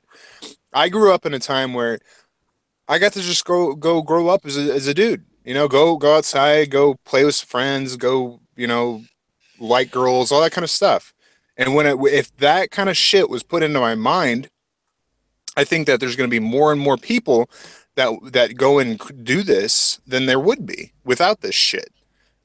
Yeah, and at a certain point, it's almost like weird, like pedophilia kind of stuff to me. I really don't like to say that, but it is. It is. I can't honestly. The fact that it's being aimed towards children in any way, like I always point out, there are 2 shows on Entertainment Network of a 12-year-old transitioning, a 12-year-old boy transitioning into a woman. And they'll show you these episodes where the doctor is right there saying, well, we're going to give you some chemicals to block your testosterone. We're going to give you some estrogen. We'll go ahead and put those implants in when you hit 15. We could probably do it the year prior if you're more comfortable with it. And this is this is normal. This is just normal. Wow. Yeah. It's disgusting. It's hyper. It's, oh my God. It's not normal, is it? Hyper-normalization. It's not normal. They're making TV shows about it. It's not normal. It's hyper-normalization. Exactly. Right. No. I get where you're saying there, Jeremy. No. They're normalizing it. Right. My old lady watches the Kardashians, and like the whole final season before Jenner he went whatever he did. He became Caitlyn. Well, he was a dude, and then the next episode, which was the following year, all of a sudden, Caitlyn would walk in the fucking kitchen, and the kids were like, she this, she that. And I go, that's just fucking wrong. It's wrong. How does someone all of a sudden call their dad she? You know, Ed's got a. What do you say about what happens with them? How do you put it about the Ed? You there? I don't want to steal his thunder of his joke. He said, well, he's probably not here. He's got a thing where he says, so if I cut off my right hand and put a hook on it and dress like a pirate, you're going to tell me I'm fucking brave or I have a mental illness? And he's right. Like, it's the same equivalency here. I think it's a degradation of the culture. And I think that the next thing, and I told this to my buddy, he's a lot older than me, and he's gay, like I said earlier, but I think the next thing is they're going to keep pushing and pushing for the whole age of consent and younger and younger. No, you're right. I really do. You're absolutely right. They're normalizing that. A year ago, I said that the next thing I think the feminist movement was going to do is push towards making fucking pedos okay, and that's what's happening. You see this on Reddit, dude. You see these arguments made on Reddit where they're doing "Ask me anything." I'm a whatever that hasn't done anything, right? That's an argument they make. They're like, it's a choice. Well, not a choice. You're born with it, and some choose not to do it, so it's okay. And the bitch of it is they've almost mutated their own argument that being gay is not a choice, but being a pedo is, and you can choose not to act on it. The whole thing it's just it's deviancy in every way. It is deviancy, man. And mostly when you're messing with kids, like, I mean, let the parent. I know I learned about birds and bees a little bit in school, but like for the most part, I don't even think my parents told me that, man. That's why I'm so confused, probably still to this day. But like, you figure it out, man. You don't have to be told at 3 years old that there are 0.0001% of people want to cut off their stuff. Like that's just useless information. Right. That's not useless. That's a fucking weapon. That's a meme that infects little kids and fucking cucked out parents that like drastically alter their think kids. of how psychologically I wouldn't say that I was confused, but back from age 12 to 16 when all of those hormones are rushing in, it's almost like you have blinders on. And that there's so much data that you're taking in, so much information you're taking in. And now you have this normalization of homosexuality, this normalization of bisexual, normalization of trans now. These kids think it's a choice. They're now, instead of thinking that there might be something to explore inwardly to try to figure out, now they're like, ooh, do I want to be gay or do I want to be bi? I don't know. It seems to be the way it works. And you kind of see that normalization. And I've known people who were like, yeah, I was gay for 4 years. And then I totally regret it. I wasn't gay at all. It's just like I got into it when I was younger. Like, gay's cool with me, man. I mean, like, that's perfectly fine with me. I think people are legitimately gay, dude. Like, I really think that if I was attracted to men, I would be gay. Yeah. Like, I don't think you're born gay, though. I don't believe there's this kind of like I've always said that like sometimes with gay people they have this certain look like some retards. I don't want to be insensitive, but I'm totally insensitive. So I'm just saying they have this look to them, and they also talk this way and all this kind of stuff. So I think I could argue both ways, truthfully. But you even said when you were a kid, you said you grew up, you played ball, you fought, you played with everybody. You said pussy, dick wasn't even on your mind. Let me give my opinion. Check this out. Hold on, let me say this real quick. Well, hold on. There's a Harvard study that concerning this gay act, right? The way they speak, the way they talk, their emotions. And they declared essentially that this was culturally created, not kind of within them. It's not based off of how much estrogen they have that they end up acting this way. It's to identify themselves among other gays, that they see this and it's almost like a copycat situation. Yeah. And so they adopt these behaviors and mannerisms. But I actually kind of agree with Daylight, Ohio. I think it is a confusion. And this is extremely controversial in modern, if I were to say this modernly, but I think it's a confusion of a man doesn't understand certain elements of himself. Like we have we have both the feminine and the masculine within us. If somebody has too strong of a feminine element within them, they could confuse that for being gay. I've seen it happen. But the thing is it's like a gay guy is obviously attracted, literally physically attracted to. Can I ask? No, everyone. Cathexis hates me. That's it. I want to ask everyone if they can remember, if you can all remember when you decided to be straight, and how that played out. Yeah, as soon as I was born. I was at your mom's house last week. So if you made the decision as soon as you were born, then wouldn't that be the same for a gay person? I was kidding. I decided I was straight. Well, let me give my opinion on this. I was joking. Well, I don't think first time I had, I don't think any of us physical... did decide to be straight, and I don't think gay people decide to be gay. No, it doesn't matter. It doesn't matter. Hold on a second. Look at it like this. Nobody's born straight or gay. Nobody's born Republican or Democrat. Nobody's born knowing Chinese, English, or Indian. I think none of that shit exists, right? So the stuff we're talking about, whether or not who turns out sexually to be whatever, it doesn't happen in their infancy. It doesn't happen when they're a toddler. It happens when they're well beyond the line, when they've experienced life. And there's a series of events that brings them to enjoy certain things up until that point. Nobody's born anyway. That isn't what gay people tell you. But because they don't understand. They don't say, I grew up and then decided to be gay. That's just no. But if society is pushing it on you. They knew it from childhood. Hold on. If I'm 8 or 9 years old and I see it all over TV and I see it in school and society's pushing this gay thing, I'm going to jump because the meme exists.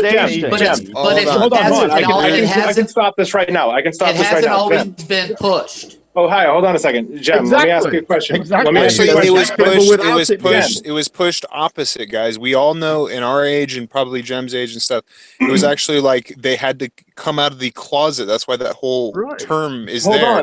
Hold on. Let me finish this whole conversation. Finish. Stop. Okay. Jem, when was your first memory? How young were you? I think I can remember when I was about 4. Okay, so before 4, were you gay or straight, and what was life like before your first memory? Well, and I think at that you existed, so what was it? I think at that age you aren't having any kind of sex-related feelings at all, and I have. So you're saying you're not born a certain way, and certain things that you live through dictate your likings, and you are partial to certain things. No, I'm not saying you, but everybody is partial to certain things that tickle their fancy, so to speak. You understand? I have considered this progression. I've considered this, and I think the first time I can remember being attracted to girls was when I was about 7, 8 years old, something like that. Mm-hmm. So I'm thinking that. I mean, I guess it's. How old were you when you were attracted to men? But I think it's a sort of a gradual awakening in you, and I think that it probably starts around about that age for. Right, but let me say this. But the same people are born a specific way and then put 8 years in front of their life where there's no decisions made on the topic. I don't think anything necessarily influenced me in those 8 years. I mean, I guess it could have done, but I just think that would be the same for a gay person. I just think. Well, let me say this.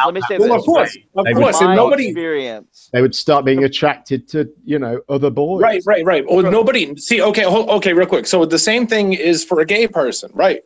But could you actually say they were born that way and then just discard life experience altogether? Yeah, there's also that nature versus nurture argument here. I don't think we really know the answer to that question. I mean, one of the things that we because if you were born that way, there would be a gay gene. Well, Brenda says infants have sexual feelings. Go ahead, Jim. Oh my God, Brenda. Are you fucking kidding me? Get fucked. Holy shit. Get fucked. One thing we do know is that in families where there are 2 male children, there's a higher likelihood of the second male child being gay. Right, because one's an alpha and one's a beta. I gotta tell my younger brother. He may not know. Because one's an alpha and one's a beta. There's a family role that exists during rearing. No. Well, okay. Let me say something. Can I just finish the point, please? I only got half a sentence out. Oh, go Jim. Hashtag almost there. Right.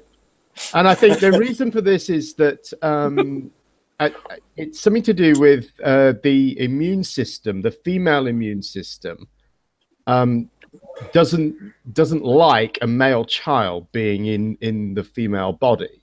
It's true. So what you're saying is that the second male child from a mother is attacked even more and turned into more of a beta cuck. Okay, I'm sorry. I'll mute. I love you, Jem. Yeah, everyone mute Jem. Jem, please actually finish. Go ahead. I'm trying.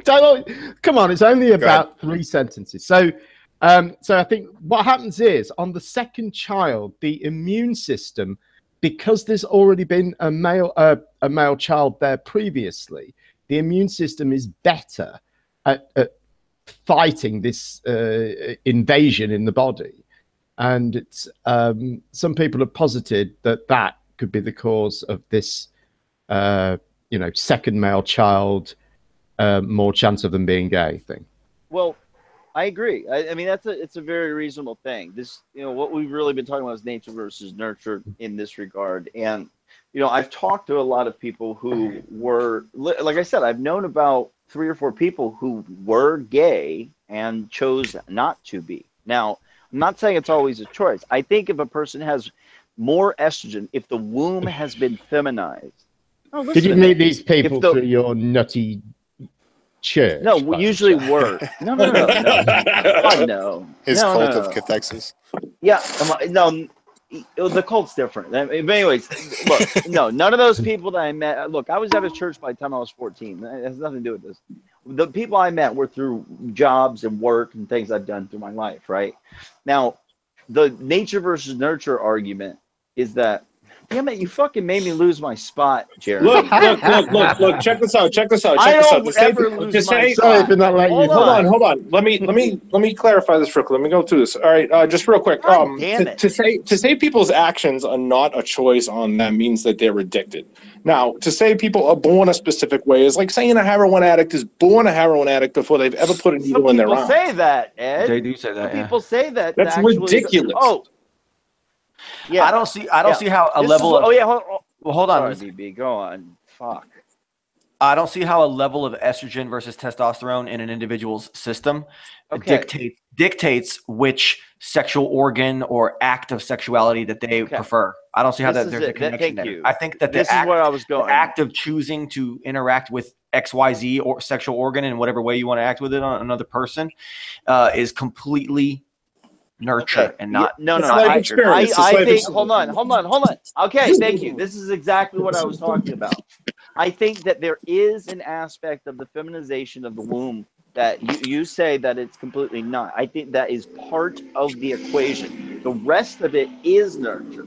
And there are so many other factors, how many women were in the family, the interests that the person had, what was socially acceptable, what wasn't, was there repression? Well, usually it comes out of some type of, Christian family with a lot of repression.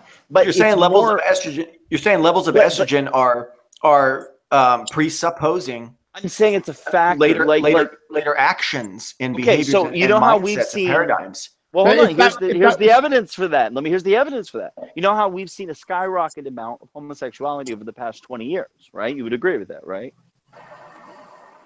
Go look up phytoestrogens, BHP, and soy product increases in modern. Hold on, how do you know there's been listen. They're putting chemicals in the water that are turning the frogs. I'm telling you, BHP, phytoestrogens, and soy products are feminizing wombs. And what this creates is a predisposition within these people. If the womb has become feminized, that means you usually have like a skewed amount of estrogen when the child is born. That creates a person who's more predisposed to go in that direction. And now we've normalized it.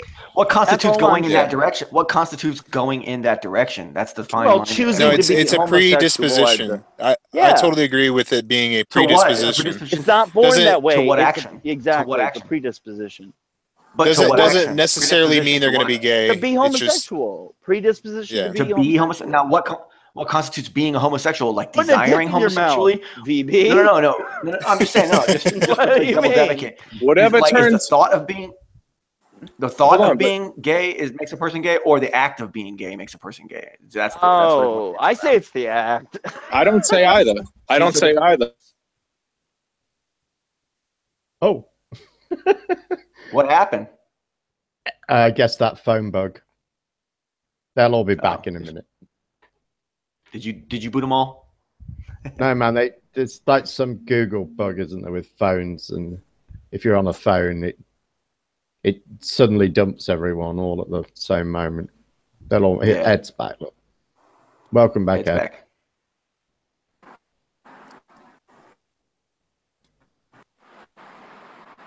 Cathexis, we didn't boot you. Come back in. Thanks. Happened. Phone bug. That's fucked up. Yeah, all of us. Wow. Phone bug. I don't know what happened. I think Jem did it to you guys. Yeah. Okay, everybody's back. Holy right? Shit. Except for Ohio. Dude, you guys hear Except me? Ohio. You guys hear me? Yes. The gay mafia just fucking sank us all, bro. Tranny mafia. Oh, man. Brenda came in and just took care of it. Deleting all the files, too. Oh, right. Brenda. You're a sorry sap, Brenda. I'll tell you that right now. Straight from my heart. You're a sorry sap, dude. Halloween every day, man. I say it fucking all the time. I said it on here before. If I cut my fucking hand off and wear an eye patch and demand you call me Captain Blackbeard out of nowhere, does that make me courageous and brave, or do I deserve a fucking mental institution? So brave. You're so brave, Ed. Consider that. Is a whole sexual identity equatable to a personality character type, like such as? Yeah, I know they're LARPing. Think about it, they're LARPing. I mean, life LARPer and shit. Yeah, life LARPer. By normalizing gender transition, right? Essentially, you're saying the people that like actually put like bumps in their underneath the skin of their foreheads and make horns and pretend that they're cats and all this shit, and they like pretend that they're real cats. Like those people are normal. You're normalizing everybody that has something that has some disconnect to who they are as an individual, and that's like again, that's normalizing fucking mental illnesses. I think there's parallels to be had with the flat Earth, truthfully, because at a certain level, some of these conspiracy theorists have been and done this for a long time. Then they come to a point where it's almost like trendy to be like a flat earther, and they think they're cute. Some of them, not all of them, but some of them think they're cute. So I think some people just like want to be identified with a certain group. So they'll kind of toe the line and not really even realize that. I think it's completely subconscious. And Ed, when you're talking, try not to grab the microphone. You're getting muffled down a lot. I think that's what's going on. Just people saying. So, and also just to let you know, there are no gay species of animals either. Maybe they do. Wait. I heard that there are. No, they do homosexual acts, but they're not gay. Oh, true. As in, they only do gay stuff with it's the like same pay sex. For gay. It's like pay for gay, but for like giraffes and shit. Okay. And a lot of it with the animal kingdom is dominance. Like they want to get on top of the male and rape them. So, oh, Jesus. Yeah. And there's no other frogs gay, guys. They turned all the frogs gay. In the water. We're the only ones that can make the choice. That's kind of the problem. In nature, it's kind of like set for the act of having sex is to procreate and recreate and have lineage, basically. But as for humans, we're like there's too many of us, really. And it's like, well, it doesn't matter if a certain sect of people are gay because, well, you know what? Don't worry, gay people. We'll continue the race, okay? Because if we're all gay, we're dead, all of us. So, that's like I said before, man. I've said it a couple of times before in Hangouts about the Georgia Guidestones. It's fucked up. It's horrible. It's terrible. And then you consider, well, what about one of those numbers? How horrible is that? You think about how much plenty there would be in society itself, and like the human race would prosper and continue. It wouldn't change. Except for gigantic leaps in technology and fucking plenty. Well, so Tim and Ed, would you say that gay people should be like ashamed of themselves or something? No, just for being gay. No. I just think to say you were born a specific way is ignorant at best. It's ignorant, and the reason I say that is because everybody chooses the shit that they do. I know people that are asexual that like don't like to be touched, like people that are just like, ugh, like I got a buddy every time my mother sees him. I got a buddy I've been friends with him for like 20 years. He moved out to Oklahoma City by me. Like he's been my best friend. He was the best man at my first wedding. Yeah. And he moved out because he saw property values in the Midwest were not what they were in the Northeast, and he was like, yeah, I'm out. Cool. Anyway, so anytime my mother comes out to visit, she'll be like, "Hey, Steve, what's going on?" And she'll like grab him up and hug him, and he's like, "Oh!" He just gets so wigged out. He doesn't like to be touched by people, and like so to say like he's born that way, not liking the touch of people. Like I don't understand like how that works in that whole paradigm. They're like an oddity. The asexual people are like an oddity within that Hegelian dialectic when it comes to gender and sex and preference and shit like that. Hugging his mom is not a sexual situation, though. You know what I'm saying? No. It doesn't matter. He doesn't like to be touched by waitresses, by people. He doesn't like to give handshakes, shit like that. Like he doesn't like to be touched. He just has this thing. Yeah. And I know is he married or he's not married or nothing. He's like single. No. I know a couple people like that though. But my point is that could I say he's born that way, or could I just say he has a thing about being touched that he's fucking developed over time? Something happened to this fucking person that made him not want to be touched. Not he was born that way. Just don't mind him. What about bisexual people? They would say that straight people don't know because they haven't experienced. I'm just playing devil's advocate here, But a bisexual person would say that you, since you've never been gay, you don't even know what you're talking about. I would call a bisexual person a deviant because they actually look for sex everywhere, and their whole drive is sex, and self-pleasure is their own goal. Yeah, that's what I would say. I like that. I've also seen. It's weird. It's just I think it depends. I mean, this is what I was kind of saying in the beginning, and this is where it gets controversial. I do see it as a deviancy for the most part, unless it's been socialized and normalized within that individual's mind.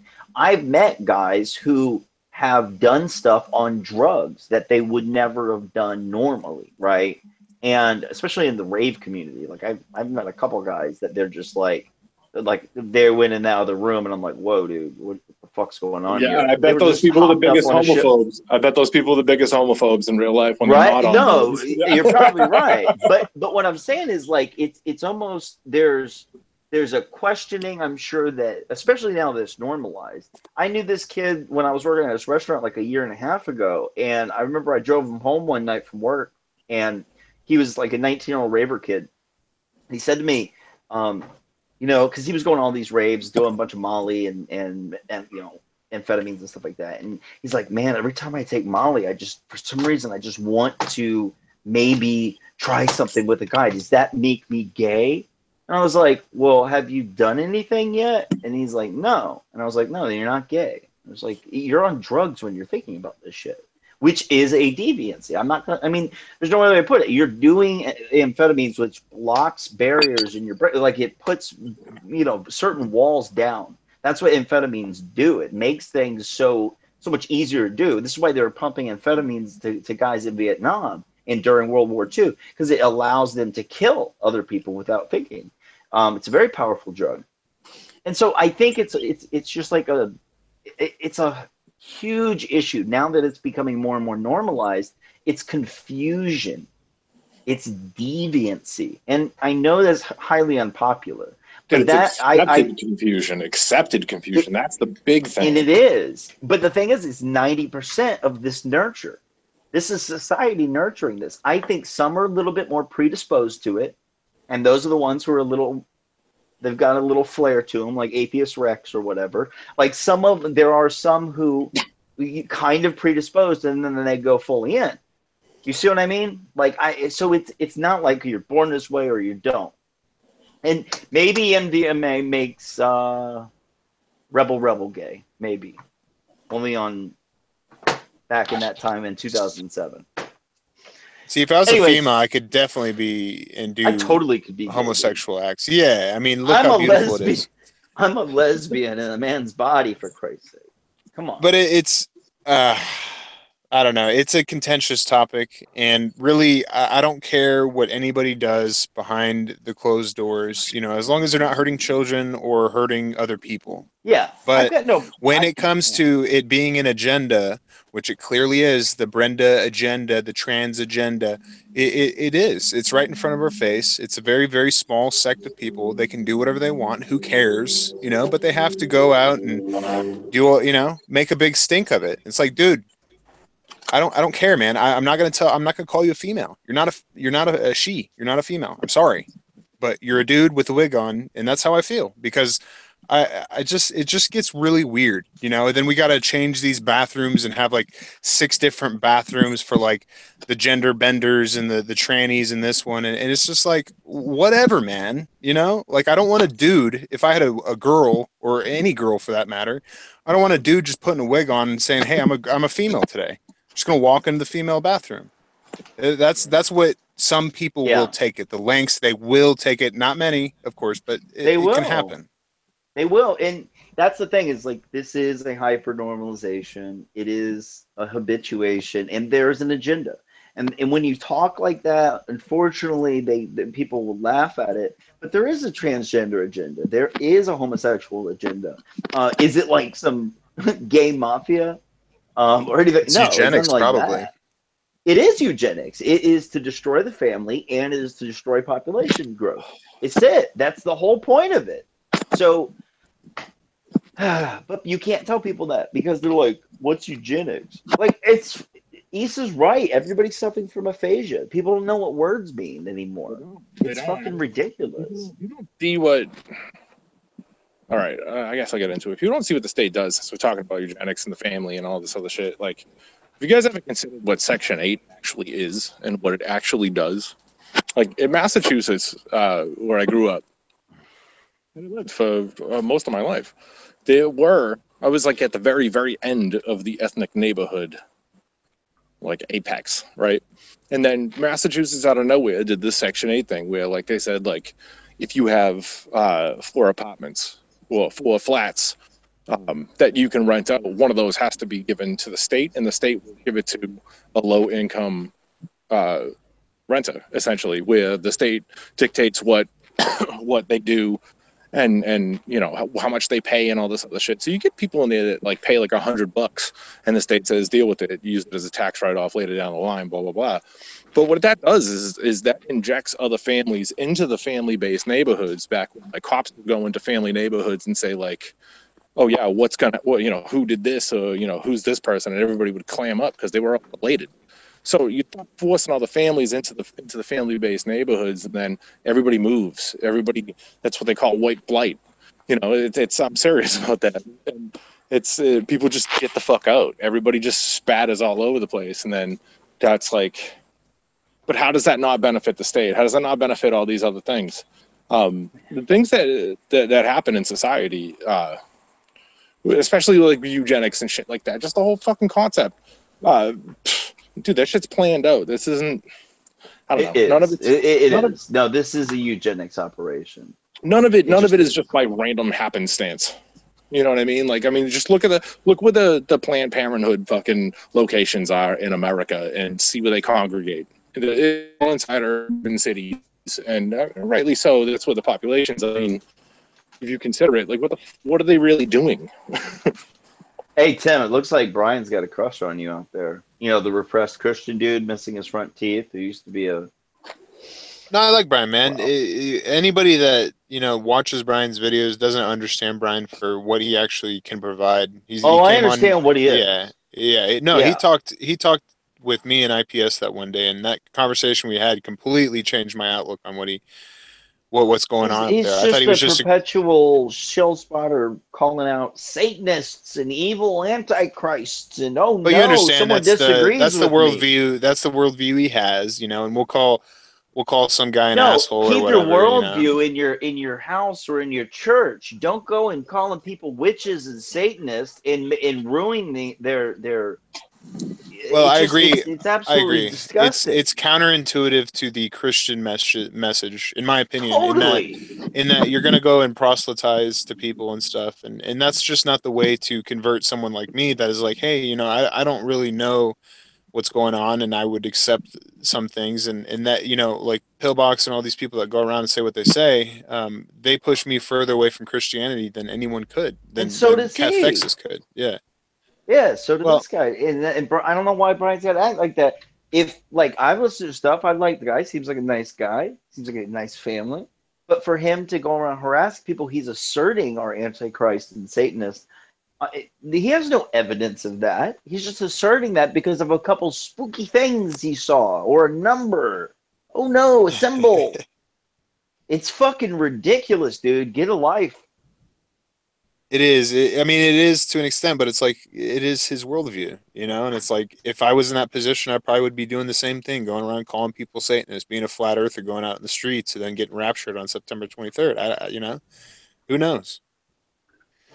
He just loves us talking about him. Shout out to Brian. He really just loves the attention, so. Yeah, he's a good dude. I like him. No, he's fine. I'm fucking with him. It's just it's a tough situation where some of the Christians on the internet have completely smattered the message of Jesus Christ, in my opinion, and the beautiful things that one can learn from it. And it's just it's a shame. Dean Odell, like, I bet you this. Let me know in chat, Brian. Do you like Pastor Dean Odell? And do you think what he said at the conference was a good and healthy thing to say? I can't wait to see this. You know, it's unfortunate because in the beginning of Flat Earth, like the whole push in all the people who were surrounding you, remember this, everybody knew everybody's religious proclivity, right? We all knew Pillbox and Knowledge Scavenger and Victoria Sarton, and all of them were standing shoulder to shoulder with everybody else. They knew I had Gnostic tendencies, and I knew their Christian tendencies, etc. But nobody completely drew a line in the sand and called anybody a Satanist or evil or separated and all that. It was the Christians who caused all the division. It truly was them by calling people Satanists and Antichrists and Luciferians and evil when they had no evidence of it except for some trivial concepts about what they might believe. They're the ones who created the division. They're the ones who isolate themselves. It's professional victimhood. I'm sorry. That's what it is. And they don't know what you really believe. Like Victoria, I love her to death. I absolutely love Victoria Sarton. She's probably one of the most decent women out here. She really is. And I respect her convictions. Called me a Luciferian. Oh, wow. So she did. Privately, she said, I'm working for the other side. I need to repent right now. Call me a Luciferian. And I know I'm not. I think you might be a fundy shill. Yeah, exactly. He thinks I'm a fundy shill. Sent by some fundy church to convert us all. And I still love you, Victoria. I talk to you anytime. I don't care. It's just why it's so unnecessary for all this division and separation over things you can't possibly know. You don't know my heart. I don't know your heart. I got the text right here. I'll pull it right up and put it online if you want me to. Anyways, sorry. Yeah, it happens a lot. It does. It's just it's something that means absolutely nothing to me. When someone calls me a shill or a Satanist or something, I literally don't know anything really about the whole Satanism or anything like that. So if it's like a respect that Event Skeptic has, where if you're not spitting the truth and you're a Satanist, then I guess I can understand that, because that's just a completely subjective issue that he has with himself. But it's like you're I don't know, this whole hell thing that you're gonna go burn, and they're like they think that they're better than you, and then most Christians don't act very Christ-like at all, and they just think that they get this free pass and stuff. And it's really weird, man. Mostly in the 21st century.